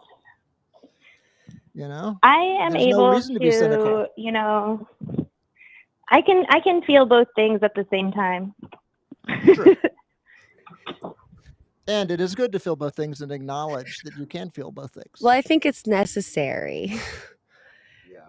I think, and it just to go back to the binary thinking, and my rejection of it is like, I feel like when people talk about like manifesting gratitude, good, evil, that it feels like it's all one or the other thing, where it's like we're experiencing these things all the time simultaneously, always. But that's it. It just is. Everything is. Yeah, And but if you're some in the people live moment, in one place or the other more than both at the same time, you know. but I feel bad for them. It's 'cause- Wait, say I more. don't. You feel bad for them? yeah, because I think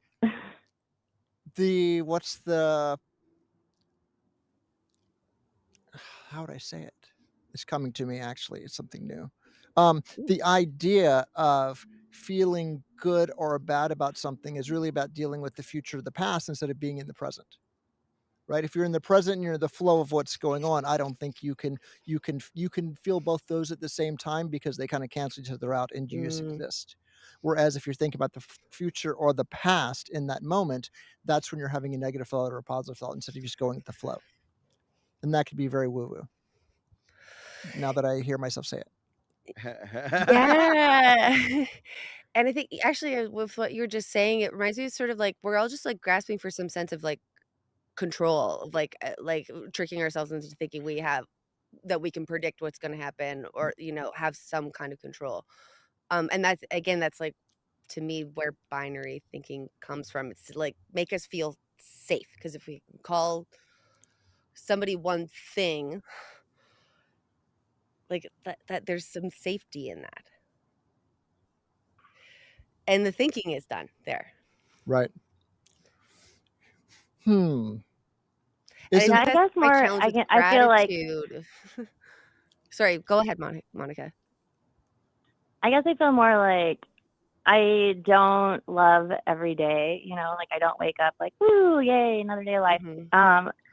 But I can walk out my door and still be happy that like my loofah plants are growing. You know, like I don't love life. I think it's a piece of shit. But like I'm still here every day, and I know the things that I like about it, and I surround myself with those things. I love that.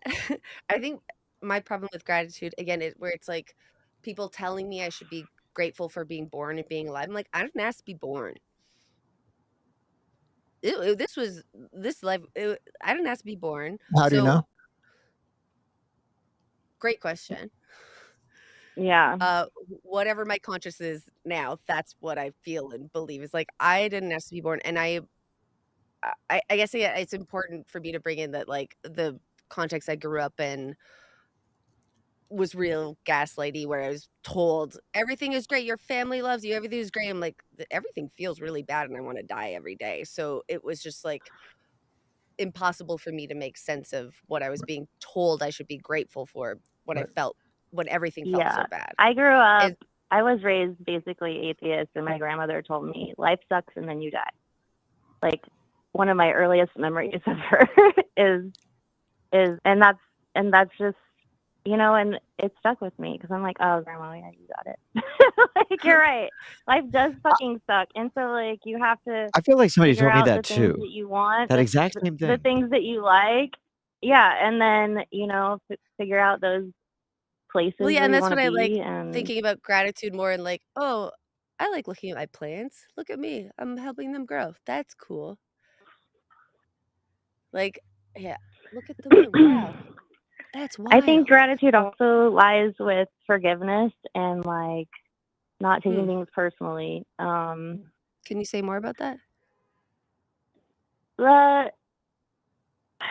So I'm a nurse, and I see a lot of sick people, and sometimes it's like the sickest person that will just have the most gratitude, and they'll be so kind and so considerate and so thankful for like all of the care that you give them, you know. And it's like, wow, you have no legs, you know, like nothing's working inside of you, right? You know, but you're fully cognitive, and like, and it's rare that you find a person like that because pain sucks, you know, and end of life sucks. And when you made the wrong decisions your whole life and everything's falling apart, it sucks.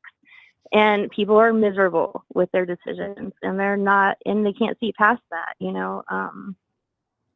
And this person in particular, like, didn't take it personally, just like he is where he is. So just so kind, and it's rare, so rare. I bought him a candy bar when I got off work because he wanted some chocolate. That's you know, nice. it's like, because there's, you know, I would buy him all the candy bars because there are not very many people out there like that. Did you know the person before they were terminal? No. I wonder what it was like then. You know? I wonder what it was like. Like if they had a shift. Of course, right. I wonder if I would have Yeah. a shift. I think I would have a shift for the worse. Well, I think that's a thing that I think it can everybody's go. shifted by trauma for sure. In one direction or another, you get shifted. Why do you have to wait for something to happen to have a shift? Why can't you just in your mind make that shift happen, or make little baby steps? I think shift? And gratitude is that first step. Yeah, I think you totally can do that. Trauma just is like a jump start, you know, to the game. And I mean, correct me if I'm wrong, but it sounds like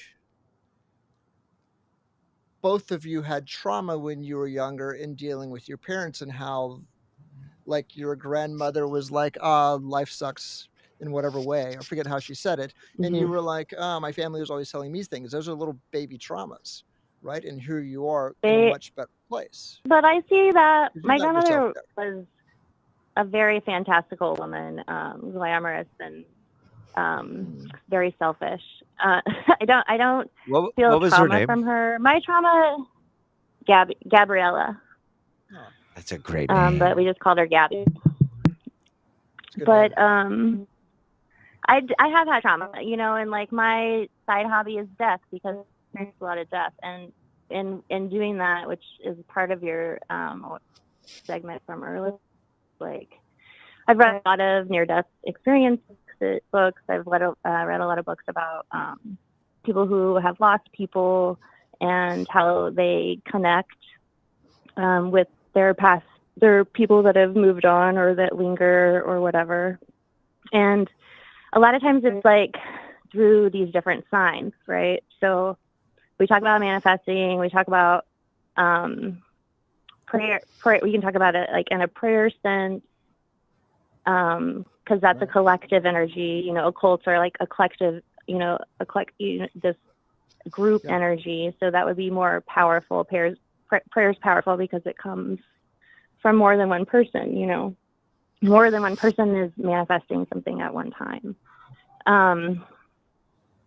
But the signs part, like, I think that there are signs all around us. And, you know, like, obviously I don't have this shit figured out, but I do feel like there are clues to the paths that we're supposed to be taking, you know, and if you pay attention, then they appear for you, you know, and if you take that step towards it, then another one will appear, and but you will also be presented with the evil distraction, and you go that way, and it sets you back, you know.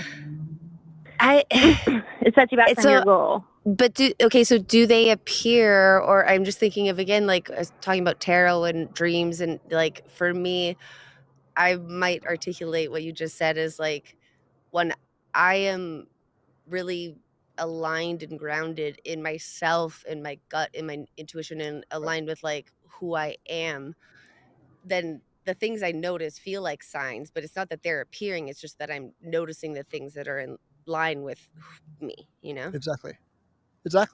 Yeah. And 100% It's awareness. correct. And You have to be aware. and the you more also you're have aware, to know what you want. the more you see.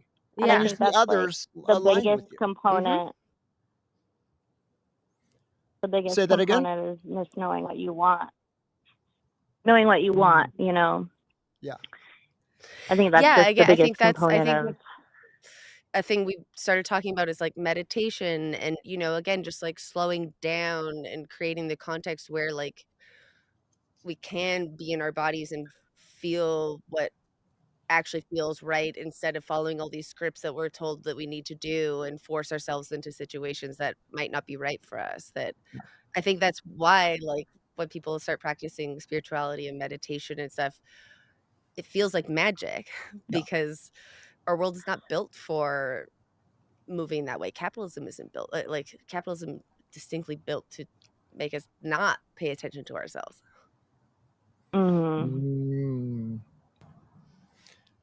Has anyone said you deal with end-of-life patients?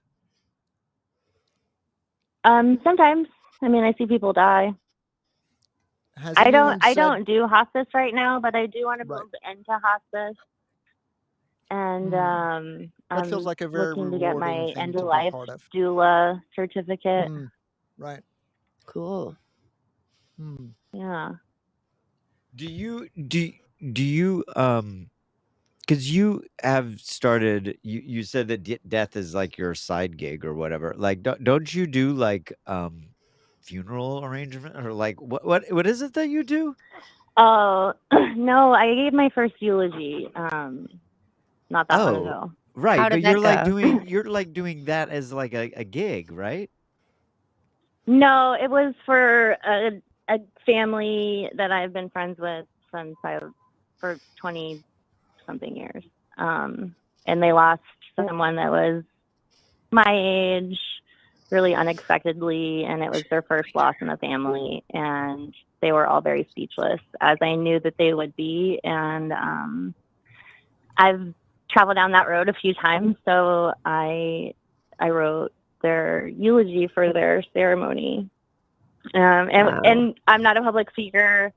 I've said that before, like working on my throat chakra. Like, I don't love speaking in front of people. So it was kind of hard for me. I wrote it and I didn't tell them that I was like, I have this. I don't know if I'm ready to do it. And I was like, however you feel. But I did it, and it was amazing. And that's awesome. It went over really well, and I feel like it even, I was very intentional because I knew the family dynamic, and there was some upset between the families, and it was just a hard death, and I really just leaned into that. Actually, Monica, if I can stop you Yes. there, because I really want to get into this, and I think that I have maybe an interesting question regarding the matter. We have our next guest here with us finally, and so we're gonna take a quick commercial break. Chris, I'm gonna look into this camera. I'm probably gonna correct the lighting a little bit, but you know what? Fucking Stop hand it over fiddling to with things. Satan. Like, just let it go, Craig. Let's do that all together. You at home, do that, Monica, if you don't mind hanging out with us for a little bit longer. We'll see. Monica. Fair. I really love you. Okay, just give us a couple seconds, and we're gonna be right back. You at home, be back with us, Chris. Do something that we didn't plan. Thank you.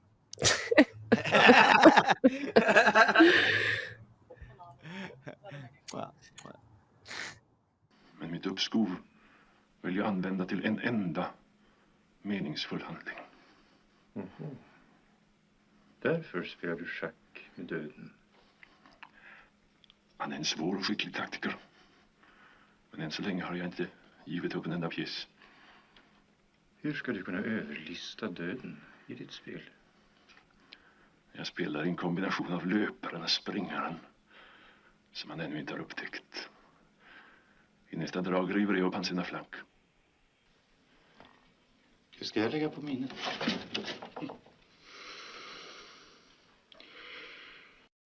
Oh, well.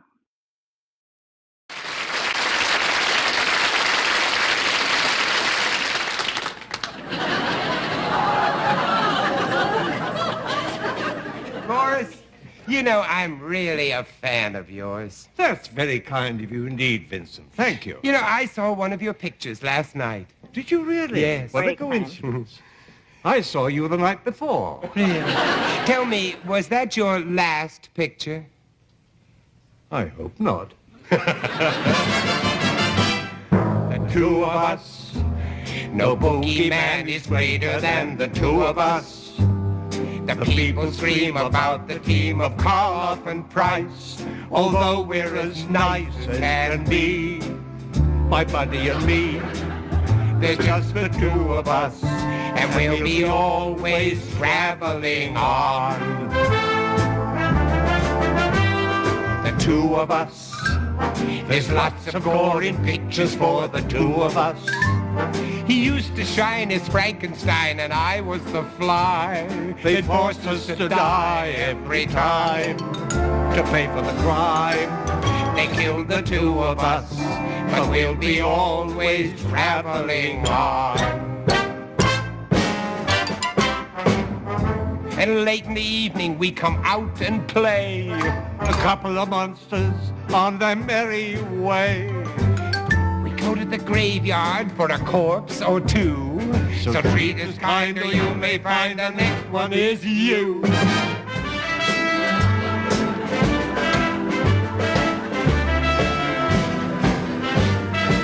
Happen up.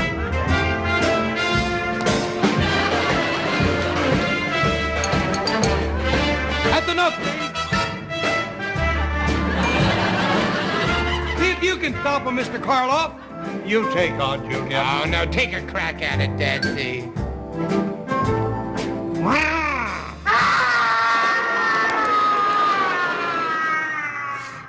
Well, nice to know you've still got it.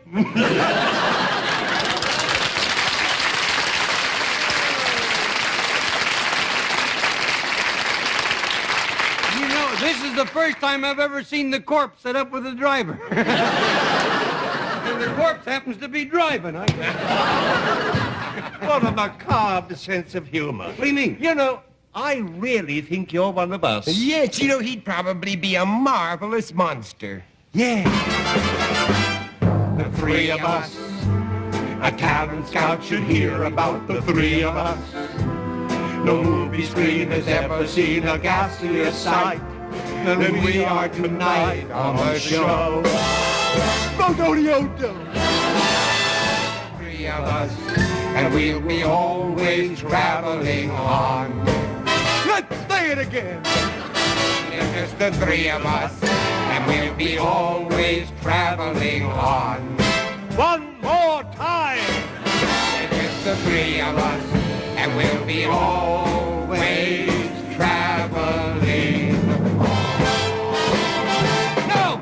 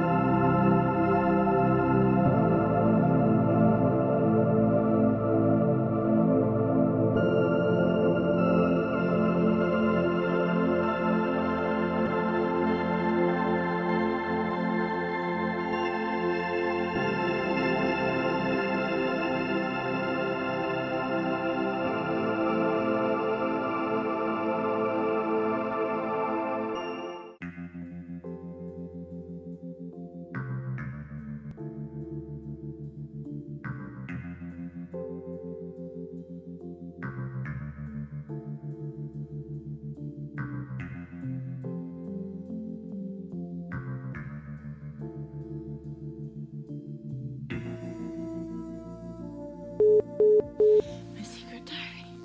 That page is missing. There is no other person who could have known where it was. Did Bobby give you this? Or is there someone new? Your Laura disappeared. It's just me now. You made me write it all down. Don't do that. She doesn't like it. How do you know what she likes?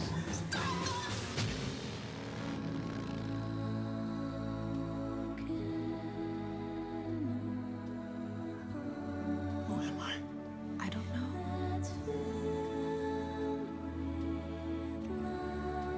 You look just like my Laura.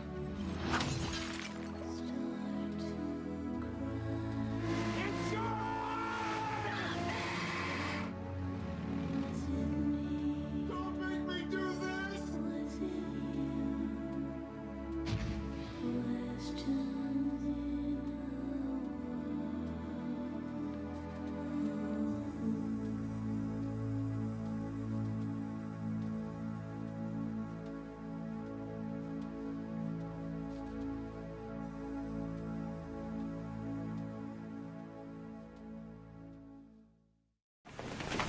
Attention, all new arrivals to Hell. Please have the pink, yellow, and green forms completely filled out. All new arrivals entering on 7-year contracts must have the aforementioned forms, as well as notarized copies of contracts or documented proof thereof.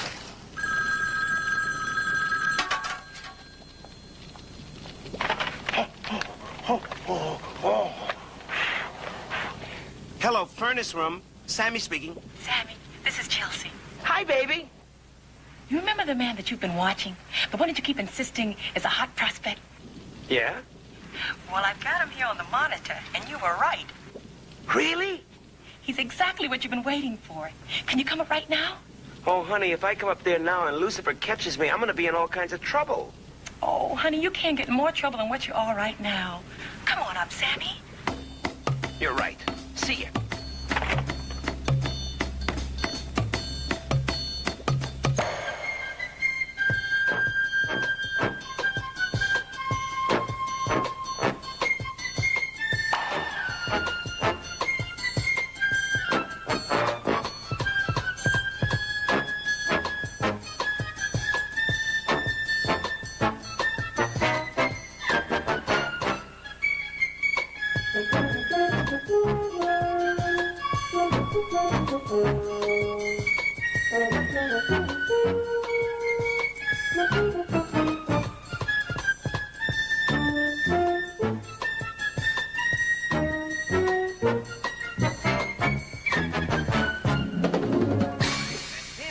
That's my...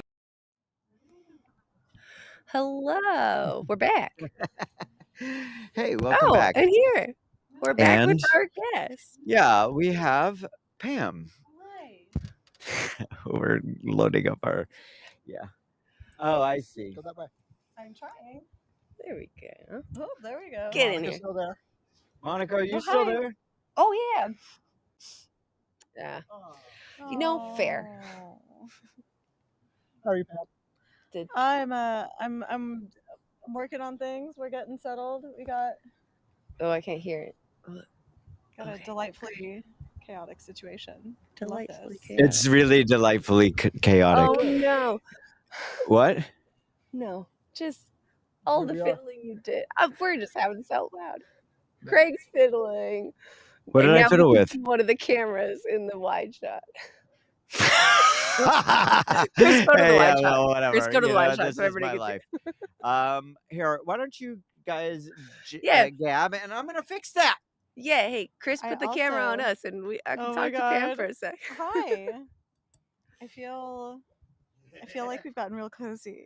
I mean, yeah, we kind of had to. Thank you for jumping in. You know, that's my butt. Craig, just stop. Oh, that. It's that camera. It's that on one. Oh God. Okay, I see now. It's that camera. Yeah. That's a good shot, though. That is, I mean, it looks great. Yeah. I have to assume the Craig just stop is probably a button, Chris, that you always use and have ready to go. It's Am like I right? It's like a If red not, button. it's gonna be one. It's gonna day. be. Yeah, it should be. And I think we just found your first merch. Craig, just Craig, stop. Michael. Yes. You need a button. Yeah. Yes. Craig, just stop. Thanks, Yeah. Craig. Yeah, Craig. Craig is stopping. Okay, so hey, Pam, want to introduce yourself? Tell us a bit about yourself. I have no idea what the context is for this introduction, but I will do my best. There's a light breeze going on, and it is breezing my hair into my face. I'm Pam. I'm a musician. Pam Shaffer. I'm Pam Shaffer. That's true. I do have a last name. I'm a musician. I'm a therapist. I'm a podcaster. I'm a rogue guest on this podcast. Life is exciting. You're a witch. I'm a witch. Can I out you?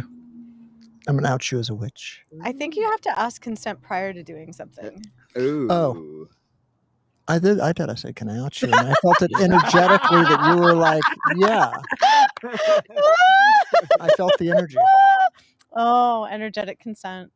It's a good band Yes. name. Yes. Yeah. Energetic consent. Oh, I actually feel so much better now. That I feel like the camera angles are better. I feel like my fiddling is done.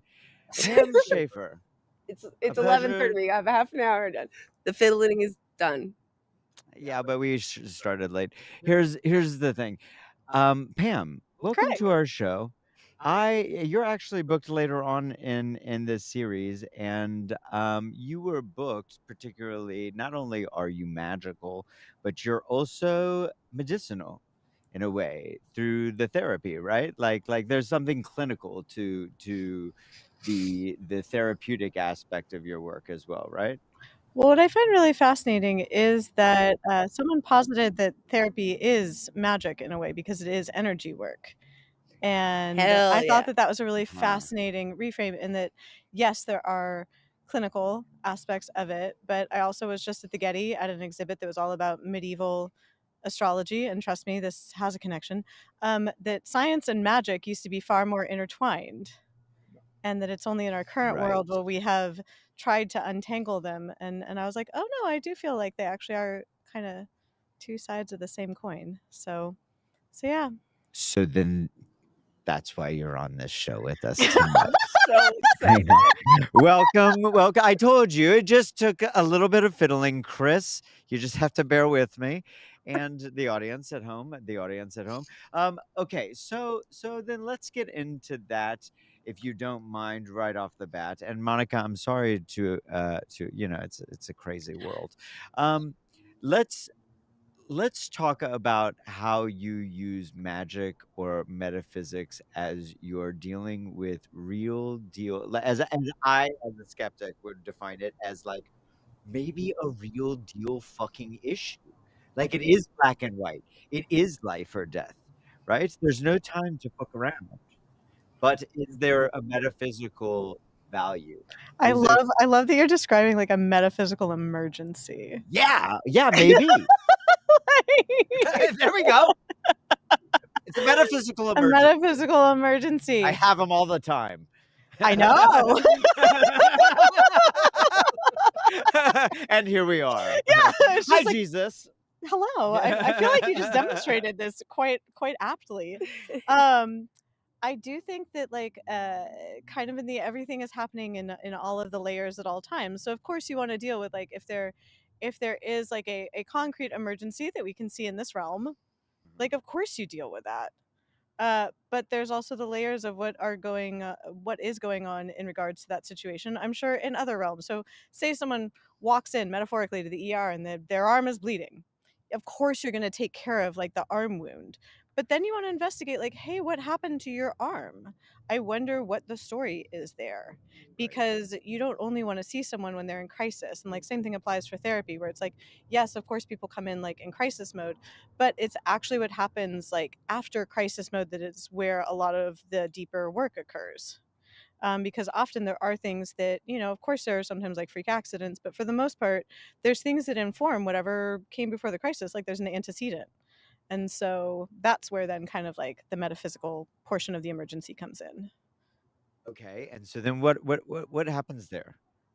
So what happens, like, if I'm doing, like, I would say, like, non-crisis work with the client, like, we are talking about what goes on in this realm, but we're talking about also what feelings might that evoke? When else have they had those feelings? Like, even if it doesn't seem to, quote, make sense, like, even if it doesn't follow narrative sense, what are the resonant emotions that they might be experiencing? What does it remind them of?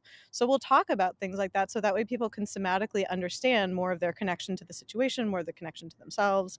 And oftentimes, like, we don't understand necessarily, nor do we have to, where these emotions come from, but it's about like acknowledging them and feeling our way through them, as opposed to being like, oh, here's the narrative. Because there's always like a story of an emotion or a story of an event, but then there's like the underlying, what are the emotions, what are the sensations, what's going on there. And I do consider that magic, but my definition of magic is usually just things that we can observe, but we can't always necessarily explain causality wise.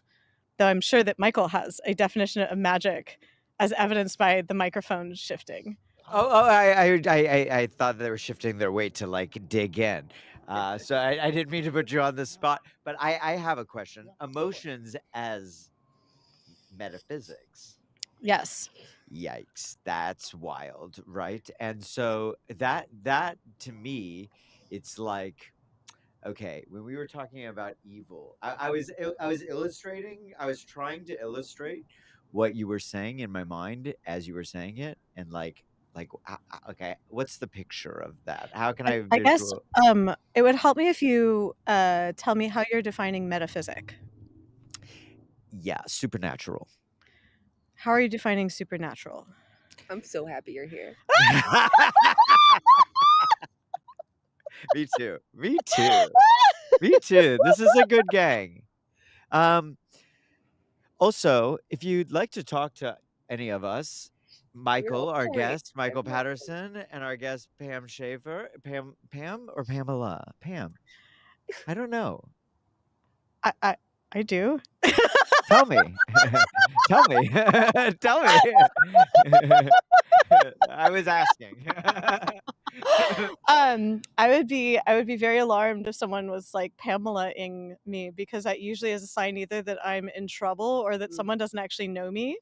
Though I will respond to my Hebrew name, which is actually my music name now, which is Pearl. So I will respond to Pearl. Ooh, Pearl. I like Pearl. Also, sorry for saying Pamela. I just am pretentious. I prefer I long mean, form. you could go with a full name, because it is a made up name based on Greek roots, but it is also low key a name that was made up for the first modern novel.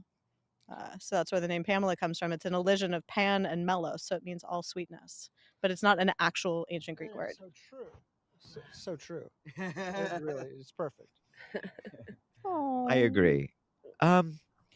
So, yeah. Supernatural. I define supernatural as distinctly unmeasurable and unprovable. Also, unprovable, right? And so Got it. you can't really debate it anymore. Right. It's a mood subject. Like if you believe it, it is, and if you don't, it doesn't. Well, I guess, I mean, that really does apply to emotions then, because you can feel emotions in your body, but you can't prove or disprove that someone else is feeling an emotion, nor could they prove or disprove that about you. Right. I've heard this kind of discussed. Somebody said, "Can you point at a headache?" Right. But is it real? Exactly. Right. But we all know what a headache is. It's a very physical thing. It exists. It's reality shifting. But can you point to it? Exactly. And it's subjective, and like it's like Right. the story of a headache, maybe why you got a headache. You could maybe explain why you got a headache. That's kind of like the story of an emotion. Like you could explain the story of why you're feeling a certain way. Right. But what you're feeling is actually a somatic and unique experience that someone else can either believe that you're having that experience, or they could not believe that you're having that experience. Like it kind of could go either way. Like the only ways that we're able to sense are from observing, from what people tell us, from the mirror neurons in our brain for affective empathy, like those kick in. But you can't actually like be in someone else's experience to verify that that's what's happening. Holy cannolis. You're blowing my mind right now. Things just happen for a reason. And it's like the light took over. I've been praising a lot of Satan, and maybe I shouldn't have. And then, okay, so what's very interesting to me about that is sometimes as humans, we relate to each other about like what we're sussing out as their emotional state, right? Yeah. And then our understanding of the causality of generally what would bring somebody to that state, I would define it as empathizing, right? So, we do that math for Yeah. other people when they're telling us how they feel, or when they're overreacting and we're trying to like find an emotion, and they're like, why would they be in this emotional state? Why would they be reacting like this or acting? Right. And then they tell us how they feel, and sometimes we feel like we know what they're feeling better than they do. I know I took a long road there, but like, I wanted to illustrate the situation. Define that, and Yeah. in a way, you have to be doing that. That's what they're asking you to do. Well, in a way, because I would feel very uncomfortable if someone was asking me to take responsibility for their own emotional narratives. Like, I don't presume that I know my clients' emotions better than they do. Like, they're the experts on their experience, because I'm not having their experience. I'm there to witness it. I'm there to, consensually guide them if they ask, but I wouldn't presume that I know their experience better. I might be able to make some guesses. And what you're describing is also cognitive empathy, where we can cognitively think about how someone might feel, or we might anticipate mentally how someone might feel. We understand people's stories of how they might feel. But then there's affective empathy, which is the nonverbal cues. And that's what I meant about like mirror neurons, where we're picking up on essentially like the vibes. And that's very different, where like, for instance, I might be able to sense that someone's feeling a certain way, but I don't know why they're feeling that way, and I'm not going to ascribe that feeling to them, nor am I going to like say like, oh, since I feel that you're feeling this way, therefore like here's the story of your feeling. I'm just going to be like, oh, I felt that you felt a little anxious, like, and I might question that. I might be like, oh, is that accurate to how you're feeling? Like, but I wouldn't presume to know why they're feeling that way. Though cognitive empathy is when we can kind of puzzle through, like you said, to hypothesize how someone might feel or how someone might behave based on those feelings in a situation. Yeah. Do you think that it's fair to do that when you're not educated in a certain way when your education just comes from. That's why I was hung up on the word educated, because it feels like life is an education when you're around Yeah. people. Well, I think as long as you're, respectful of other people's experience, like as long as you're respecting that someone's having a different experience than you, and like, just don't be presumptuous about someone. But we do it all the time. That's how we navigate the world. Like we wouldn't know how to like interact if we weren't doing that to like an extent. Yeah, right. I Yeah. feel that Craig is a street therapist. Like Oh my God, Michael. Yes. Oh, Yes! then call right now, 712-345-6648, and get your street therapy today. I Or feel good like for, a little bit longer or something like that. Who knows? Oh my But I God. feel like we're really getting into some meat right now, so like whatever. I love that street therapy. That makes me so happy. Yeah, street therapy. I'm a good listener. Yeah. Generally. And you're very curious too, which again, And I'm is very like curious. Yes. exactly what Yes. you're talking about. It's like approaching people with curiosity instead of assumptions. So Yes. here's something, and I'm mentioning this only because hopefully maybe somebody identifies with this, and then they're being therapized through me. Vicarious street therapy. Yeah. Exactly. I'm sorry, Chris. Yeah. So I think that I am very curious and I'm very interested a lot of the time when it comes to strangers, when it comes to people that it's like actually I'm overly interested and generous to people who I probably don't even want anything to do with, you know? Um, and I find something interesting there. So that's the list. That's the street therapy part, I think. Do you find that you learn something about yourself in those interactions? If I'm being honest, oh, this is good. This is going to come full circle. Okay. Yes, I do think I'm learning stuff about myself, but I also think that what I'm learning, truth be told, is how to read. How to read what's going on, which I actually don't. I mean, I know how this sounds, and that's why I gave it that disclaimer or whatever, but I don't think that that's necessarily a bad thing. In fact, I think that it's a public service to be able to come to people the way that they need to be come to, Sorry, I'm just watching Michael like lose it. Why? I don't know, but I'm so curious. I'm like, what's Why? happening over Yeah, there? I'm curious it's too. nothing specific about the words. It's just the situation. It's the Craig of it all. About 2 nights ago, I had this dream, Yeah. and you were in it, and I'm kidding. Oh. That would have been awesome. That Because- would have been so Yeah, awesome. yeah. So yes, my read on people,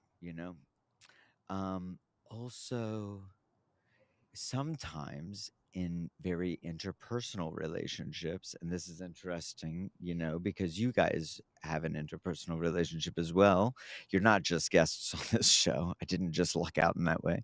Like that a 2 for 1. It's very hard to do this, and I don't know what I'm doing.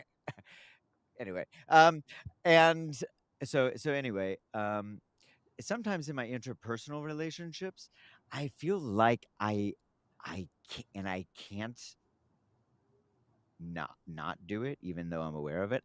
I can't connect at a certain point. I can't be that curious, and in a way, it's because I've already done the read. You know what I mean? Maybe that's it. As I'm talking through it right now.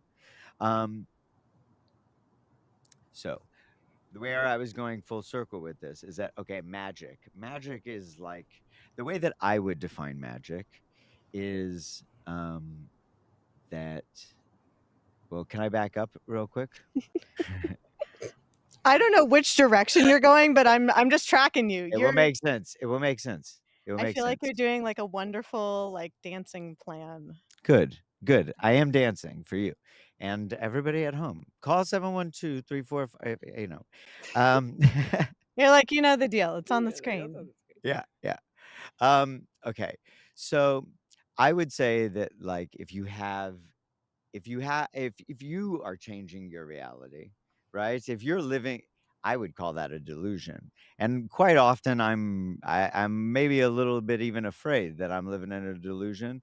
And most of the time I'm like, well, I'm like at least on the same roads, because I'm not dying. I'm not falling off a bridge. So that's cool. Otherwise, it's all pretty sick to me. Like I'm comfortable with it.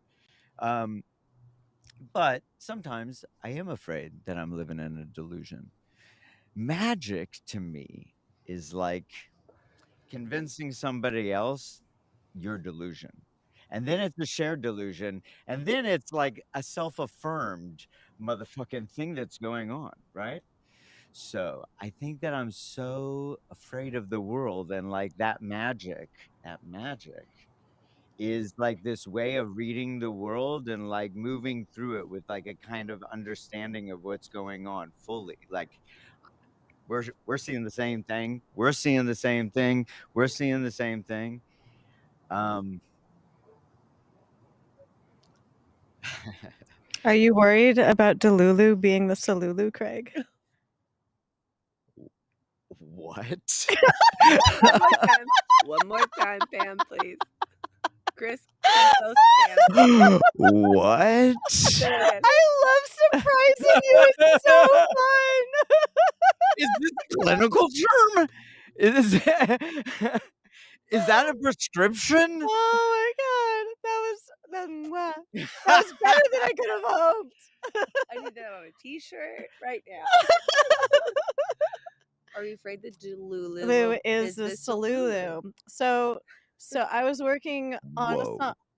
I was working on a song, and this human over here, this Michael being, was just like, "Have you tried this BPM?" And I was like, "No." And so I tried a new BPM, and then I found myself singing a TikTok comment over that BPM, and that TikTok comment was, "Delulu is a Salulu." Yet again, he comes in the room, and he's like, "That's it. That's the chorus." So I wrote a whole song about it. But Instagram, it's incoming. Okay, go. Yeah. And then go ahead. So what's so interesting to me about that phenomenon and what you just said is like a few things popped in my mind, which one was like in some ways like Delulu is the Salulu. Like you Delulu'd your way into the fact that we're all here right now. And so that's wonderful. But part of that is being comfortable in a place of like uncertainty or of not knowing exactly why something happened the way that it did. As important as it is to have a read on things, like it's also important to be open to like the and some of that is the Delulu. Like some of it is purposeful, but some of it is like once you start acting in that Delulu space, you don't actually know what's going to happen next. So some of it is being comfortable in a place of not knowing what's going to happen. Oh. Yeah. So like you start yourself off see. on this path, but you don't know where that's going to go next.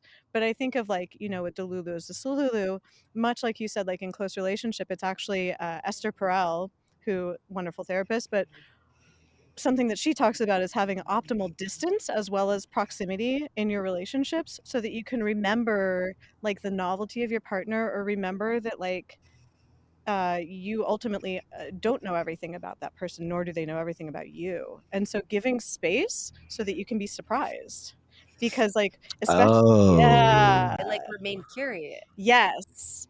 Because like sometimes it's, and it's a really common experience where like if we're with someone for a long time and we're in close proximity, we falsely assume that we know everything about them. And how everything's spinning up. Yeah. Yes. And so That's actually what I was getting to early. Did you see the full story? Because that's right. Like sometimes somebody tells me where they're coming from, or it's a real pet peeve of me for mine when I say to somebody, like they say, "Okay, well, what's going on?" And I say, "What's going on?" And then they're like, "No," and then I'm like, it's me. If I can be uncertain about like nearly everything, and what's a problem sometimes is that I'm easily persuaded as well. You know what I mean by the situation. So like you fight hard enough or you give me a good enough argument, and I'm just gonna kind of concede to the moment and like start living that way for a Yeah, while. you're like, you know? sure, I actually meant this other thing. Okay. Right. So this is a dangerous space interpersonally, whereas it's not with strangers. What's funny about that is that with strangers, even like it's a seriously intimate connection immediately, like you've been dating them forever, like they cried to me like they haven't cried to their wives at home, you know. Do you I'm sorry, but do you understand kind of the thread that I'm Oh, on? oh yeah, like one, I have resting tell me things face. Yeah, you really do. Oh, like, yeah, like a you really therapist. do. Yes. Do So you like, have resting tell me things face? Call 712-345-6648. Pearl here. Maybe they can, help you out. They're where you are. yeah. Yeah. So no, I do commonly experience exactly what you're talking about, which are extremely intimate and vulnerable moments with people that I actually don't know well. But there's a different kind of vulnerability and intimacy when you do have that like built-in history. It's not that neither of them are not intimate and vulnerable. It's just different flavors of Mhm. those things. But yeah, like leaving that space open, because that's where that magic happens. It's like, have you ever like watched your partner do something that they're really good at, but that doesn't involve you at all, but you're just like witnessing them do something like from afar, and all of a sudden you're like, oh my god, that's my All person. the time. Oh, that's nice. Oh, That is so genuinely beautiful, and that okay, that's very interesting. Let me collect my thoughts there. let me collect my thoughts there. Yeah, okay. Do you have anything else to say? you're like, quick, say something heartfelt. See why I love Very this human. magical. Oh, She's great. Yeah. I'm putting on my wizard. So do you find you are, it'd be very easy to pull you into a cult? Who, me? Yeah. I No think yeah, way. I think so. I'd take over the cult. Yeah, but you would stumble into it and then just be like, this seems interesting, and then you might take it over. Oh yeah. You Yes, know? that is exactly how it happened. Yeah. Yeah. You would end up art directing the Yes. cult. Yes. Yeah, Yes. yeah. We were talking Yeah. about this last night. I was Here's the thing about that is that I really don't want any control, not even over myself. I'm just fascinated, and I want to know what's going on. And I want to make sure that you seeing that. Hey, look at that. And maybe you're seeing it, but you're not seeing it my way. And maybe my way is better. So like if I can convince you to see it my way, then it's like, ooh, great. I'm cooking. Like I'm on not only a good life, but I'm on or path, but I'm on a better path, you know? Because I guess in a way, like I'm trying to be better, right? And it's almost like by collecting all these different moments, you can Yeah. learn about like what that betterness is. By like throwing it off the wall, you Yeah. know? Yeah. Like, hey, how does this crazy shit feel? And they're like, no. And I'm like, yeah, I knew you were gonna say that. Here's my argument. I've been thinking about it. You know? And then to see their read off of that, then it's like, ooh, I got a good thing going. I'm seeing through the lines. I was making the reference to Mallory the other night. I think I had a very essential moment in my education where I had a preschool teacher. I was really fascinated with mazes, and my preschool teacher, I remember so vividly, she taught me how to do the maze backwards, and there's still pitfalls, but somehow I just saw right past them. It was one fluid line, and then the only thing I was practicing was like having the line perfectly in between the lines, you know? And but it it made me realize that it's all about reverse engineering the problem. And in this way, I'm doing that.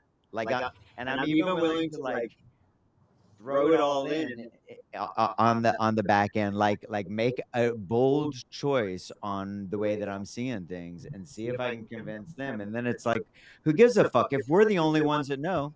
Oh wow, to bring it back to subversive culture and like, you know, what we're all here to talk about, and cults, right? Gatherings.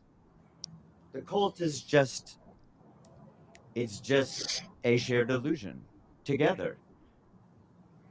Nobody fucking believes in any of that shit, but they like to do it together, and they'll rep it Yes. when they're away because it feels so good. They don't give a fuck. I don't give a fuck what if you think I'm crazy. I'm gonna go there all the time, and I'm gonna hang with people who love it, and then and who gives a fuck? That's my world. I think Michael was very right about you and cults. Okay, that felt like a read. Have you, speaking of reading, have you read Hodorowski's Psychomagic? No. No, Should. I have ADHD. I can't fucking read, you know? I was like, you do not share my ADHD hyper-focus on reading. No. I can barely, you know, I get caught up on the print. That's hilarious. Oh my God. That's me trying to like watch a movie. I can't do it. Like, unless someone is there with me, I cannot for the life of me like sit through a movie because I get so distracted by every element of how to make a movie, except for Twin Peaks by David Lynch. I count that as a movie. I watch that over and over and over again. Oh, me too. Yeah. Me too. Awesome. But what made me think of Hodorowski's Psychomagic is that a lot of what he uses for psychological healing is the act of, in a way, like reframing the experience of an emotion through a ritual action. So yet again, it's not necessarily tied to any kind of logic or quote like clinical intervention, but it's much like you're talking about, of creating almost like a shared delusion with yourself, which I find fascinating. Does Michael have a thought? No, I'm looking at the person who's typing in all capital letters. And I'm like, what are they saying? That usually denotes something odd. Someone is very, very emphatic about something. What it is, we do not know yet. I feel like what you were just saying, though, is just going back to how I was talking about tarot earlier, like how I use tarot feels just like that, where it's like a self-delusion, a way of like learning more about myself, slowing myself down, a way of being curious about myself. It's really hard to be curious about yourself. It is. Yeah. And I love tarot because it's like prescriptive. Mm-hmm. And so it can be very, very symbolic and up for interpretation. So you can be like, oh, this is an entryway through the abstract into Absolutely. into It's like whatever each card raises in me, I'm like, oh, that's obviously something that's important to me in this moment, you know, something that I want to be paying attention to. Yeah. I love that. Which tarot, like in what context were you talking about tarot? The first deck I started with was a Mother Piece Tarot, which, are you familiar with that? No. It's a round deck, which I loved, which again, so it going back to the like my hatred of evil because of the binary aspect of it. I think a thing with tarot is like, if a card comes up upside down, that it's bad, it's negative, and I hated that. Like again, I know when I started therapy like 20 years ago, I knew I'm like very susceptible to black and white thinking, that it only like ends up shaming myself and like harming myself. So I'm like breaking out of that. You're like, yeah, in not every that. way. Exactly. So when there's a tarot deck that's round, there's no good or bad. It's just like different positions of a thing. It's just like a context that you're in, you know. And so yeah, it's gorgeous, and it's a feminine focus too, which is just beautiful. And I have a few other decks that I work with too. But yeah, I started as just like other tools to be curious about myself. Yeah. I love that. Yeah. I mean, I've used tarot with some of my clients, like especially like when someone comes in and they're like, yeah, I don't know what to talk about. I'm like, okay, you want to draw a card? Well, Like, that's the thing, like, with therapy you yeah. sound like such an amazing therapist. It's a novelty generator. Life is about novelty generators, Yes. making Yeah. your brain think a different way, and that's what these things Yes. do. And again, like play therapy being mostly for children is bonkers to me. You know, like why like using tarot in therapy is a form of play therapy. And like Yeah. that's why like art therapy is a thing. That's why play therapy is a thing. Cause it like it's so hard to go and sit on a couch with somebody who holds more power Right. than you and like, oh, you might want to impress them. You don't know how they're going to think about you. You don't know anything about them. That's like the function of the relationship. And so I think, yeah, having different avenues of like opening yourself up, whether it's through art or tarot cards or Yes. whatever, is such a great way of facilitating growth. Hold on. Yes. What do you mean they hold more power than you? Well, I mean, when I say that, I mean like that's what I was told when I went to the first therapist that I went to. I don't believe that, but I don't believe that now because I have an amazing Right. therapist who works relationally Yes. and works very hard to include themselves as a human in the Yes. relationship. But when I was first sent to therapy by my parents when I was 18, it was to somebody behind a desk who was my dad's therapist as well, Oh, which is no. like, Oh, thank you. no. Thank you. Thank you. I know. And I didn't know better. I didn't know better when I was 17 to question it, but I Right. know the fuck now that she should not have been like a Yeah. therapist. Oh, and she was my mom's therapist after that. It is so I know. I'm so glad you're here. Yeah, so that's what I mean. That it was more like how Have you ever seen your dad's therapist? Has that therapist ever seen your mom? Call now, 712-345 on it. yeah, I could use people to Have really you had an unethical therapy experience? I have so many well, that's the thing though that there's so many Unethical unethical therapy. I like therapists. that. It's there's so many. I mean, most of my closest friends are therapists now, and we talk about this a lot. Like I was sent to therapy. I was desperate for it. But it hurt me more for years until I found a therapist who worked relationally, playfully, was like in their own work constantly, always. Yes. And like they had to help me unlearn all that, like does not hold more power, that like we are both people in this room, you know? Yes. I still have to remind myself of that when she like asked me my opinion on things. I'm like, wait, what? You're like, You me? respect me like that? I Yeah. get to have an Yeah. opinion? Yeah, exactly. And also in some So that's what ways I meant when I said like more powers. Like there's certain roles that people hold. And Right. again, literally the room you walk into, if a therapist is like behind a desk, you know? Yeah. Yeah. Right. Well, in a way, like, hierarchy isn't always bad. Like, this is what No, I would for describe sure. as like, it sounds weird to say describe as descriptive hierarchy as opposed to like a proscriptive hierarchy, because in a way, like a therapist does have, quote, more power because the focus is on you. And so in that way, even if his therapist does self-disclose, which like I do ask permission if I think it might be helpful to a client, I Mhm. say like, would it be helpful if I self-disclose about this situation?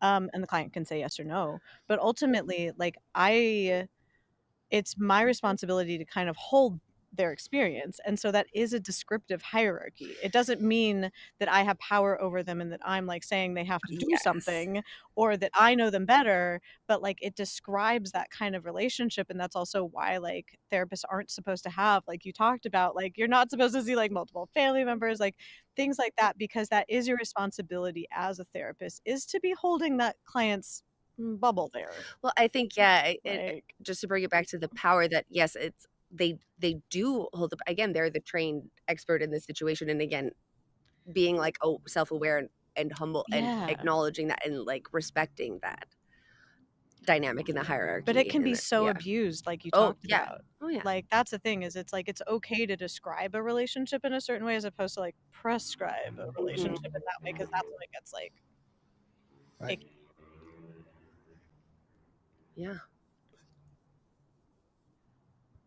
I was like, what is Wow. happening? I know. Oh, wow. Oh my God. Let's go to nightly. You know, we've missed every single time. And it's like, honestly, when you're dealing with Satan and magic and therapy, time doesn't matter. Well, actually in therapy, time really matters and they want you out of there immediately. But we're not like that. We're going to go a little bit longer. But beforehand, what I'd really like is if Chris, you could show us the nightly readings. Yeah. I don't know what's happening. You'll see. Oh, yeah, you'll see.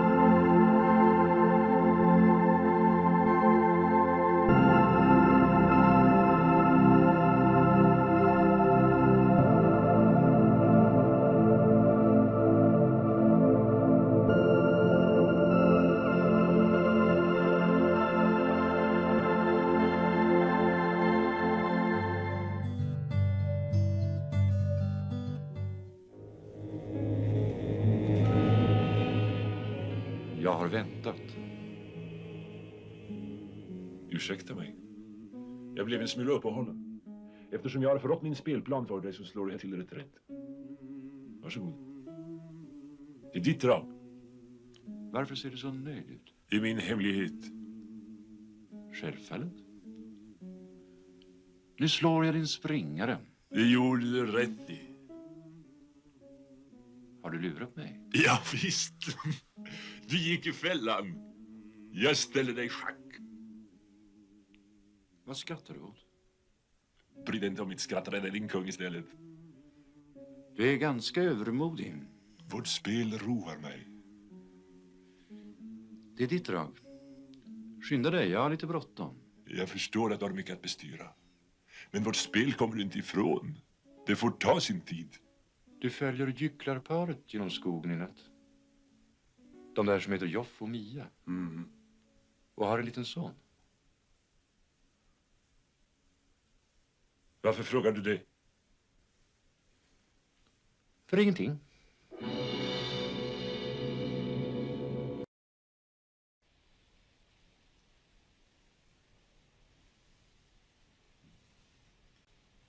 Ska vi spela vårt spel till slut?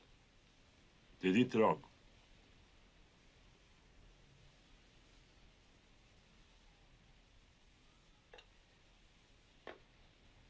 Nu tog jag din drottning.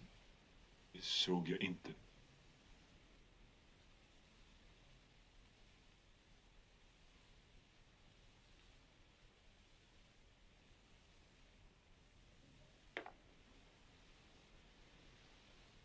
Mia, Vad är det? jag ser något hemskt. Något som jag nästan inte kan tala om. Vad ser du? Riddaren sitter där borta och spelar schack. Ja, det ser jag också. Det är väl inte så förskräckligt hemskt. Ser du inte vem han spelar med? Han sitter där ensam. Du får inte skrämmas Nej, där. nej, han är inte ensam. Mer då? Döden. Han sitter där borta och spelar med döden själv. Får inte säga så. Vi måste försöka komma undan. Inte kan man det. Vi måste försöka. De är så upptagna av sitt spel. Om vi är så av helt tyst märker de oss inte.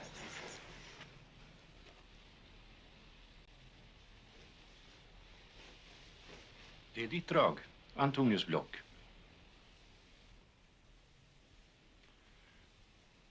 Har du tappat intresset för vårt spel? Tappat intresset? Tvärtom. Du ser ängslig ut. Döljer du något? Ingenting undgår dig, eller hur? Ingenting undgår mig. Ingen undgår mig. Jag är ängslig, det är sant. Du är rädd.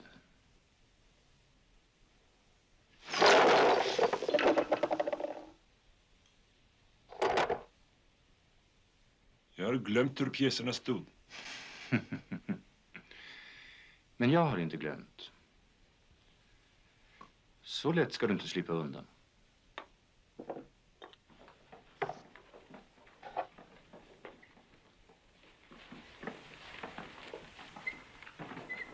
Men nu ser jag något intressant. Vad ser du?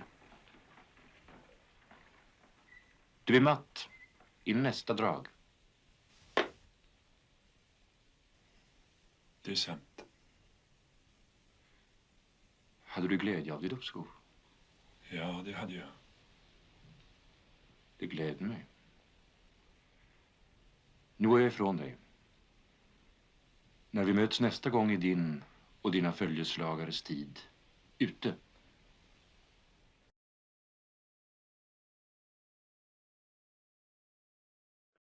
I just want to let you guys know that you guys are doing an amazing job on this amazing show on 5 on it. Anyways, great job, great show, and happy birthday to the night, to Mallory, to everything. Everything tonight was amazing. Love the show. Mwah. Bye-bye. Hopefully that made sense because I'm just so woof about tonight.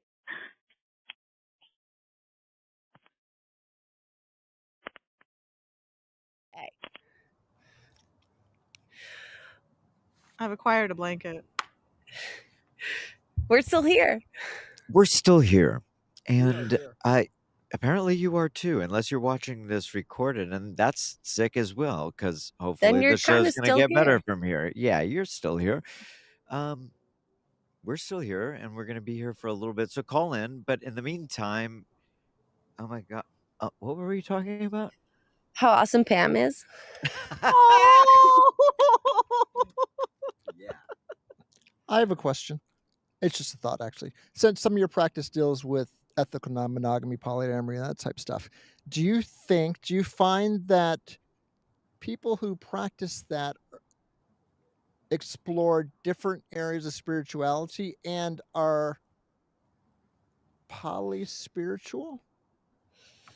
Does that make What sense? is If you can love multiple people, in theory, you could love multiple gods.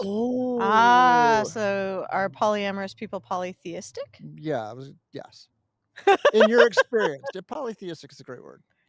I love the word polytheistic. I would say that there's not really a correlation necessarily between polytheism and polyamory, but I would say that people who are exploring relationships outside of a monogamous structure do tend to be open to, I would say, other things outside of a normative structure. So they might be more open to exploring different kinds of spirituality.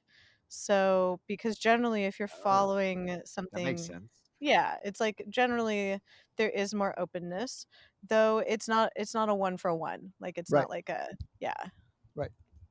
yeah. But I would say that there's just an openness to exploration that I see. Right. How did your interest in that start? Well, I read Anais Nin as a teenager. Okay. And was like, this seems really great, but lying that much. Wait. Did I mention I don't ever read? What is Yeah. what is that? What is what is that? If I didn't know what that was, what would I ask? So Anais Nin was a French diarist and writer who posthumously, though I she like did- them already. Though during her lifetime, her diaries were published, but they were edited, and posthumously, her unedited diaries, which she actually did edit to be the unedited diaries, she was great. I love that she just she delulu is the solulude her entire life. She was pretty much like, I'm gonna not just live my life, but I'm gonna write my life into being, and then I'm gonna edit it. So then when other people read it, that's gonna be the story of my life. Mwah, genius. But she was I kind of identify with that. Yeah. right? Yeah. she, even during when she was alive, she was known as, a feminist writer because of her writing in regards to emotions and things like that. But then posthumously, it came out that like she was quite an adventurous when it came to her love life. However, she also lied to most of the people that she was involved with about her other involvements or lack thereof with others. And in reading her work, I was just like, gosh, this all seems amazing, except for the lying part. The lying part seems really stressful. Yeah. And so as a teenager, that was what I took from it, was like this amazing like emotional landscape. Mhm. But not only do I have a really hard time lying to people, but that's like one of the few things that's kind of a deal breaker for me, is if someone purposefully tries to mislead me. Do And you so consider them to be evil when they do that? no, I just find it to be deeply uncomfortable, because I often either know when it's happening and then feel annoyed that someone has assumed that I don't know that it's happening. Whoa. Yeah. So I'm like, well, that's really irritating. Right. Or on the very rare occasion that someone has one over on me, then I feel an intense sense of disconnection from them. So it's about like 1 out of 10 disconnection, 9 out of 10 like, how stupid do you think I am? And so like hearing all of this, and also like I didn't find any conflict necessarily in caring for different people. Like whenever like my friends would get along with each other, I would get so excited. Yeah. And so like same, then with romantic partners and sexual partners, that as long as I feel connected to the person, I'm excited when they're connected to someone else. So I didn't really understand necessarily why people felt otherwise. But now I understand that oftentimes those feelings come from either like jealousy often comes from a feeling of like you not being fulfilled in that relationship. So then you do want to kind of hoard that, which makes sense. But like, yeah, that was how my interest started in that. And then I didn't know the words for any of this until at some point in my 20s. And I didn't know that other people led their lives like this. So, but then like when I started learning more about it and then started seeing clients in that area, I didn't realize that also it was a area that not a lot of people specialize in or are affirming of. Though I would say that more people are doing that now. So, yeah. And then it all started because of a French diarist. I have so many questions. I can't wait for you to be on like like more official. I mean, you're here officially now, but like for you to be like a guest in the titles, because I want to get into this so deeply with you. I'm so excited. Yeah, I'm And I want to watch them do that. Because to be honest with you, I think it's a little over my head sometimes. Yeah, I mean, to get that. well, I mean, Craig and I were like just talking about we've been talking since I've been here about like dating, the occult, like all of the things we've been talking about have come up, and I've dated non-monogamously. I've, dabbled in that for very similar reasons to you, where it's like the things that I have been told since I was a kid that I should be, that should make sense, the path I should go on, baffled me, never made sense. I was like, is this just, am I a TV show? What the fuck? Right. And I think that's how I connected to magic in the first place, because it was the first time that I felt like there was possibility to like create a different way of existing. Right. And I've definitely experienced jealousy, but I think everybody does. But but again, the way that you're talking about, like, oh my god, my friends are friends. That's so cool. And also, I don't know, I feel very able to love multiple people at once and appreciate different things in different people. But I was told like that's wrong. You should expect one thing, everything from one person. And yeah, our world isn't really built for that kind of romantic dating. Right.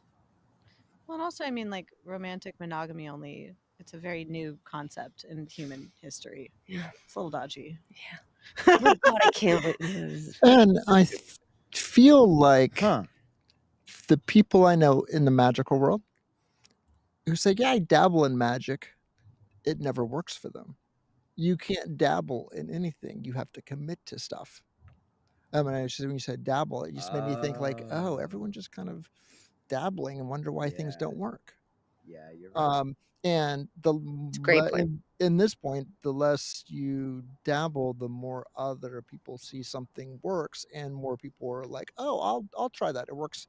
Like it is almost a fulfilling prophecy. Yeah. Well, and the commitment Committing. can also be like philosophical in a way. Like, for instance, being non-monogamous doesn't mean that you're required to like date multiple people. Well, exactly. It's like, yeah. That's exactly for me. You know, I knew that like doing like the whole like polycule, like I knew that that wasn't for me. Like I just don't like Too being many board around a lot of games. people. Too much rock climbing. Yes, both of those things. Yes.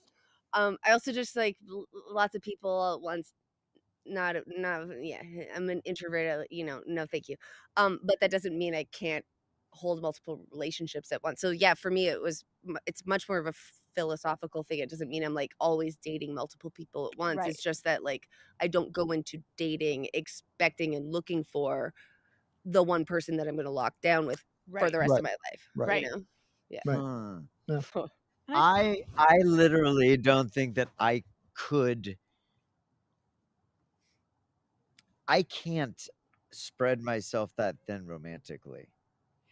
Also, not even so much even in just polyamorous like romantic relationships, because in a way I think I have been able to recognize a pattern where my creation brain, my creation instinct, you know, it's that muscle, it's the same muscle for like romance, love. And I can't create when I'm in love because I'm satiated. I don't have no, it's not that I can't create. It's that I don't have the drive to create because everything is sick. That's fascinating. And also what was happening in Michael's head right then.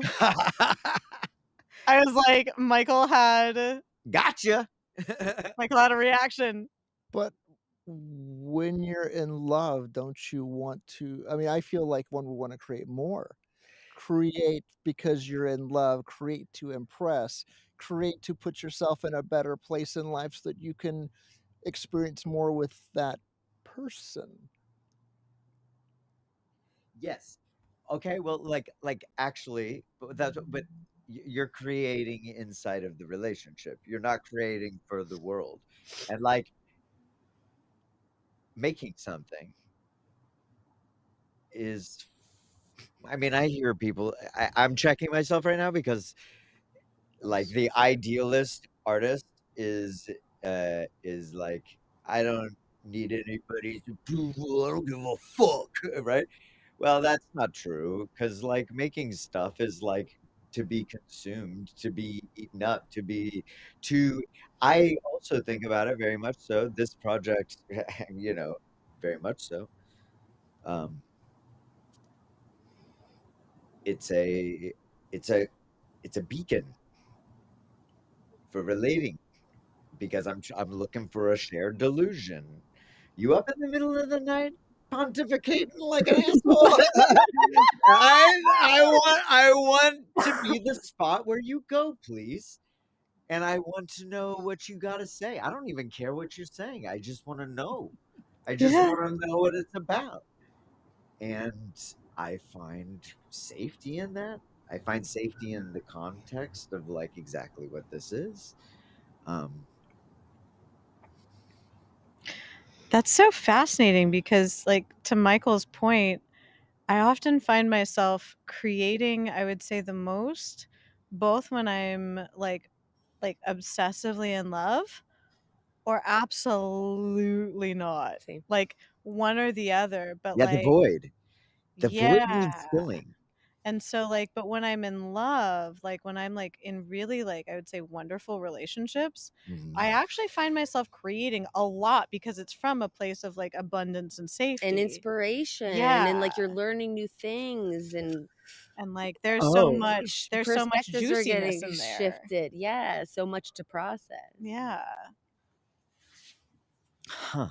Think of how much my brain's like if Craig were dating in love with 3 people in a polyamorous world with a creation that would not happen or would. Honestly, I'm getting sick. Just it's like stress.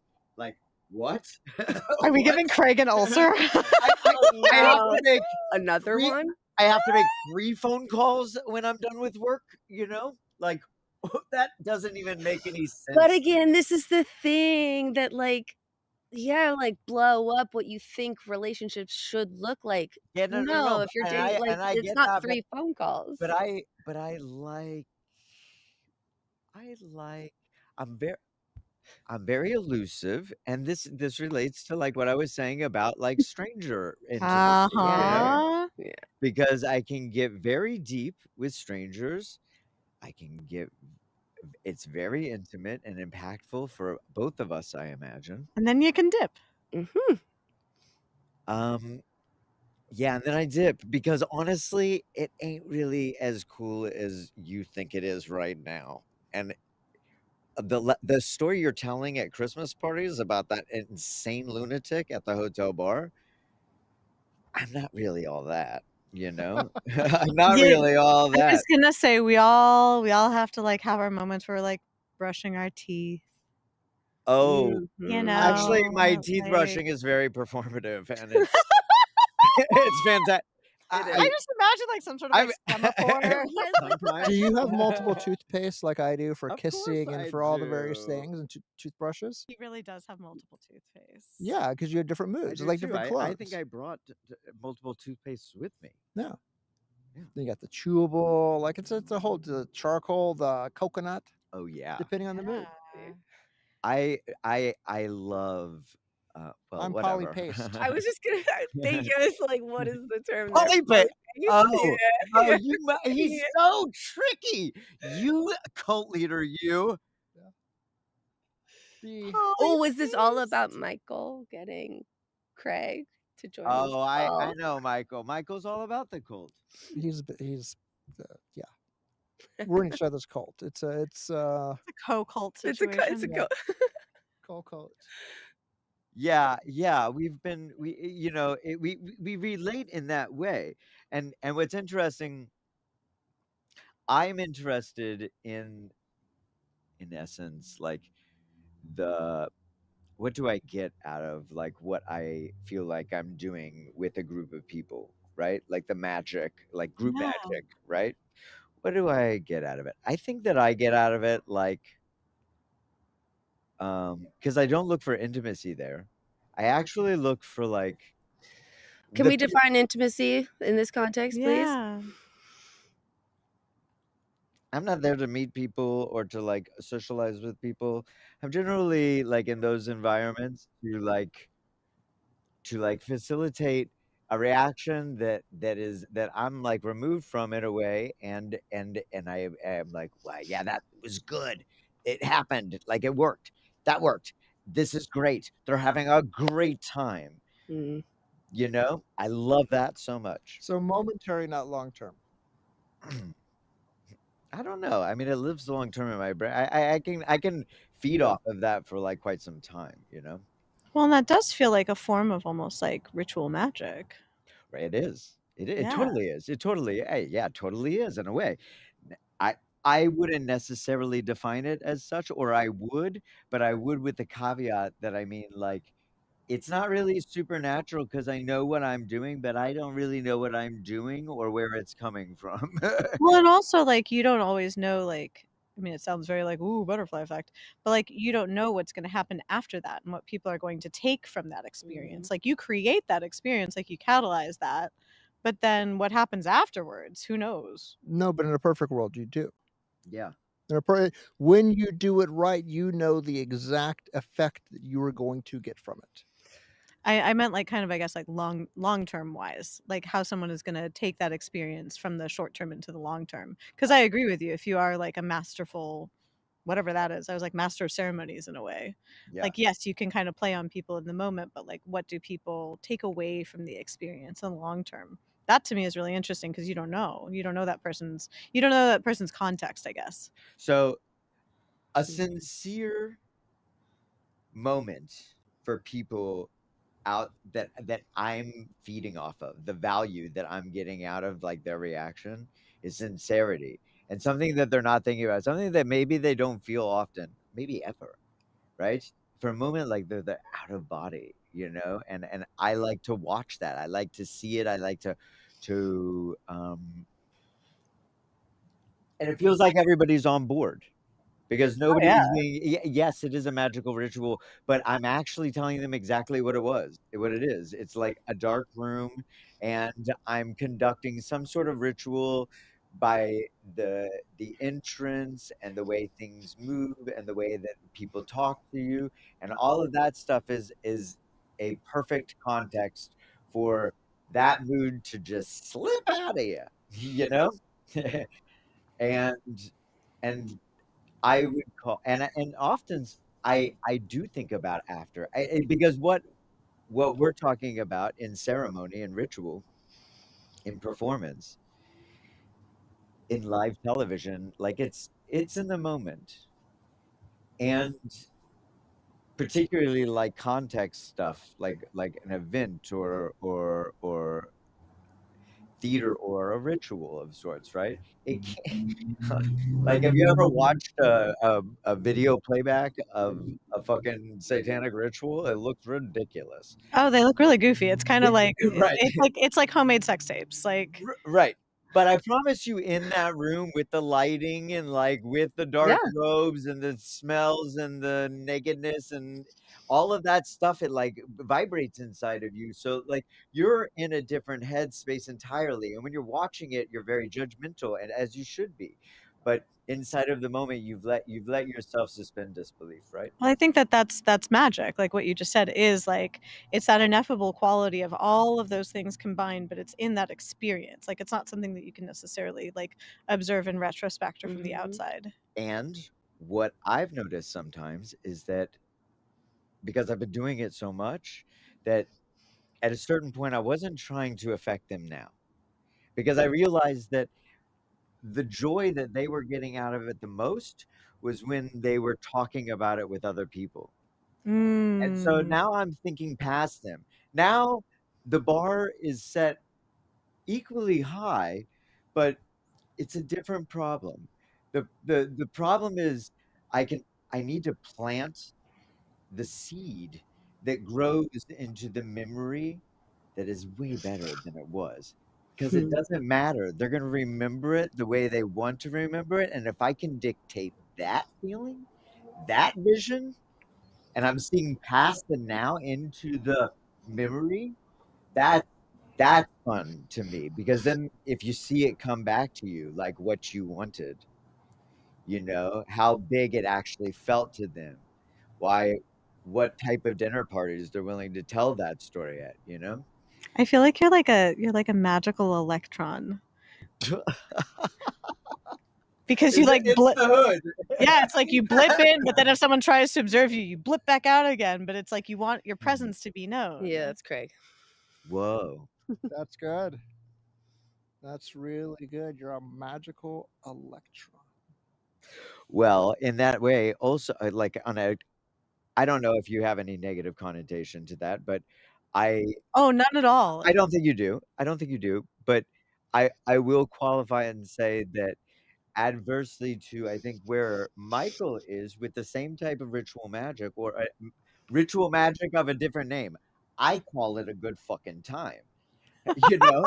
But some hucksters and non-hucksters alike might call it magic because at a certain point magic is unarguable. I can't come at you because you can just gaslight me into oblivion, and I can't ever prove that you were full of shit or that it wasn't right or that it didn't work. And you're never really going to be accountable for not coming through because it was in the cards, bitch. I don't know. You Right. know? Right. And and often with occult leaders, like the way that they get around that is they just keep gaslighting motherfuckers. And often even when they run out of shit to gaslight, they're like, oh, actually, it's over. We're Yeah, we're supposed to done. die now. Yeah. Go drink the Kool-Aid. You know? Yeah. Well, And it's so much when That you said seems the a little word, reprehensible. well, yeah, when you said the word huckster, I think that that is a different phenomenon where, though it's magic adjacent, I do think that there are people who take advantage of others through different means, and that is what you're talking about, like taking advantage of others or creating this kind of situation for them so that they feel connected to others, but for your own personal gain. Like I do think I would say that's immoral. Because sometimes you can create really powerful experiences that are very real for the people who experience Okay. them. Okay. Yeah. So then how far down that immoral rabbit hole or judgment are we going to go? Because like you, I judge nearly all like psycho fucking cults the same. Christianity being like the one that is causing me personally most grief. I mean, it is destroying the world, so there's that. Fine. Is it evil? Maybe you know what I okay. Damn, dude, we'll have darkness next Where's week, and, Nietzsche and when we need we'll have him? that. Yeah, darkness is coming next week, everybody. Well, and I feel like, in a lot of ways, like you said about like where do you draw that line? And I mean, I guess this would be directed to our, resident Thelemite of how do you define will and to not impose upon someone else's true will, which to me that's where the immorality comes in, is when you're imposing upon someone's will in order to have your Okay. own gain. Okay, but Christianity is kind of that anyways because they're getting the fucking tokens. Also, Oh yeah. also, have you ever stood in one of those rooms in those old cathedrals with fucking statues of saints that are centuries old? And have you ever stood still in there long enough that somebody comes in and doesn't notice you and they start praying to a saint and you see tears running down their face in a moment that they think that they're all alone, they're performing to nobody, and they're so deep in that process and they're so fucking desperate. And in one side of me, I feel, oh girl, you gotta get it together, this is all bullshit, like spend your time doing something else. But also those tears could be joy because this is the only place that they're safe, the only place that they're connected. And yeah, you're not probably right, and somebody's manipulating you into this, but it feels like it's working for you in whatever's going on in your life right now. And far be it from me, because I don't know how to fill that void. Well, and also I would offer the caveat that though I did say Christianity is destroying our world, it's not the theosophy behind Christianity. It's not like actual Christianity. It is the structures that uphold Christianity. It's not the actual religion itself. The actual tenets of the religion itself are exactly what you're talking about, but it's the misuse of like taking advantage of those aspects that are so destructive, that can be very manipulative, because it's exactly that kind of connection, because that's what we all want. We all want to feel that kind of connection to something, to anything, to each other. And so to exploit that, that's what I mean by immoral. And that's what I think that there's a lot of structures around Christianity, not like actually the belief in like Christ is a Messiah, like that is problematic. It's all the other stuff. Yeah, but at that point, we can kind of just offer the assertion that we're not even talking about Christianity necessarily. It's like any any myth ever. Like they kind of follow suit when you're explaining the whole package. Monotheism figured it out. Like it's like the Soylent Green of philosophy. You know what I mean? Like you don't need polyamory. In fact, Right. just focus all of your energy on this, and we'll start Here's building this one sick God, buildings. and we can carry this God around us in this cool box. Isn't that great? Portable God. Literally portable God. Exactly. And that's the origins of monotheism. Did any of you ever try Soylent, the drink? Ugh, yeah, it tastes like cement. It was horrible. So bad. What do you mean horrible? I hate Guys, it's Now- people. What the fuck are you doing? It is. We know that for like at least since the 50s. Soylent Green is people. Well, I feel that yes, I have. And this goes into my latest thought, which is hermetic accelerationism, right? In the idea of, we know technology and spirituality, there's a combination. And what people were trying to do with Soylent was, how can I replace a meal with something that's healthy and stay on track with what I'm doing? And for me, I was like, I love that idea. Meals take too much time, right? I feel like there's this place within religion where there's a Soylent world to be made. And I see it so clearly in the idea of the combination of the spiritual and the technological, which is what is missing, and that's the future. Craig is horrified, delighted, all of the above. Because he's always doing this. There's always like, and I really respect it, but it's always like this is like a polyamorous mind. You know what I mean? He's seeing like, okay, this could lead to this could lead to this could lead to this, and this is and might as well be here. You know what I'm? Do you know what I'm saying? I like do. like I like love it. like the arrow is 6 steps ahead. We were watching that night played chess in the commercial breaks this evening. Maybe you were watching it at home, and you're doing that shit, like you're strategizing. Me, I'm like chaos magic. You know what I mean? You're I'm like, give me a sigil. I run into the room and I see the tools that are available to me, and I assess and I go into a meditative state, and then I burst, and I don't even know where I'm going. And that's what's so delightful about variety.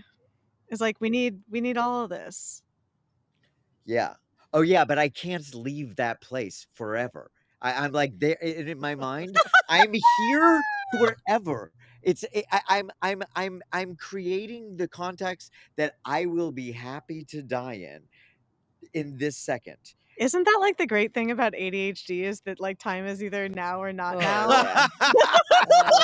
Now is forever. Yeah.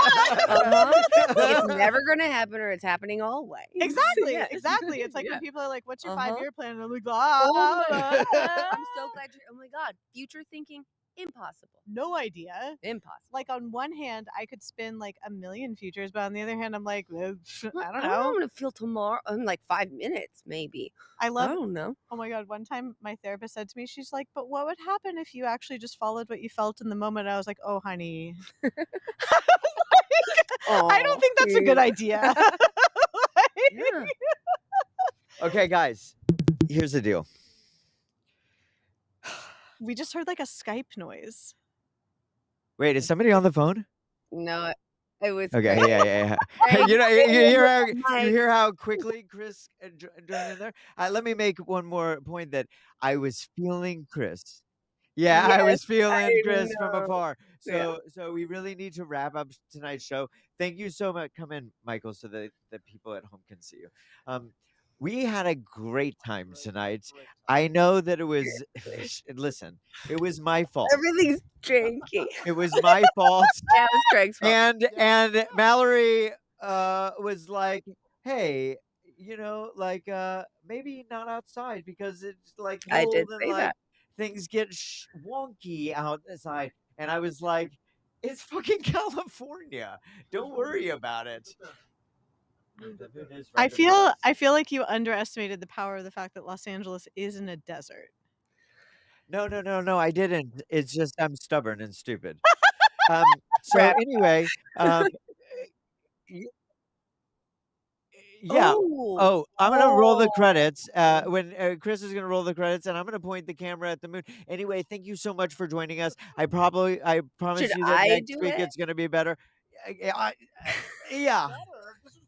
This was perfect. This was perfect. Michael, Pam, Pearl, thank you so much for being here.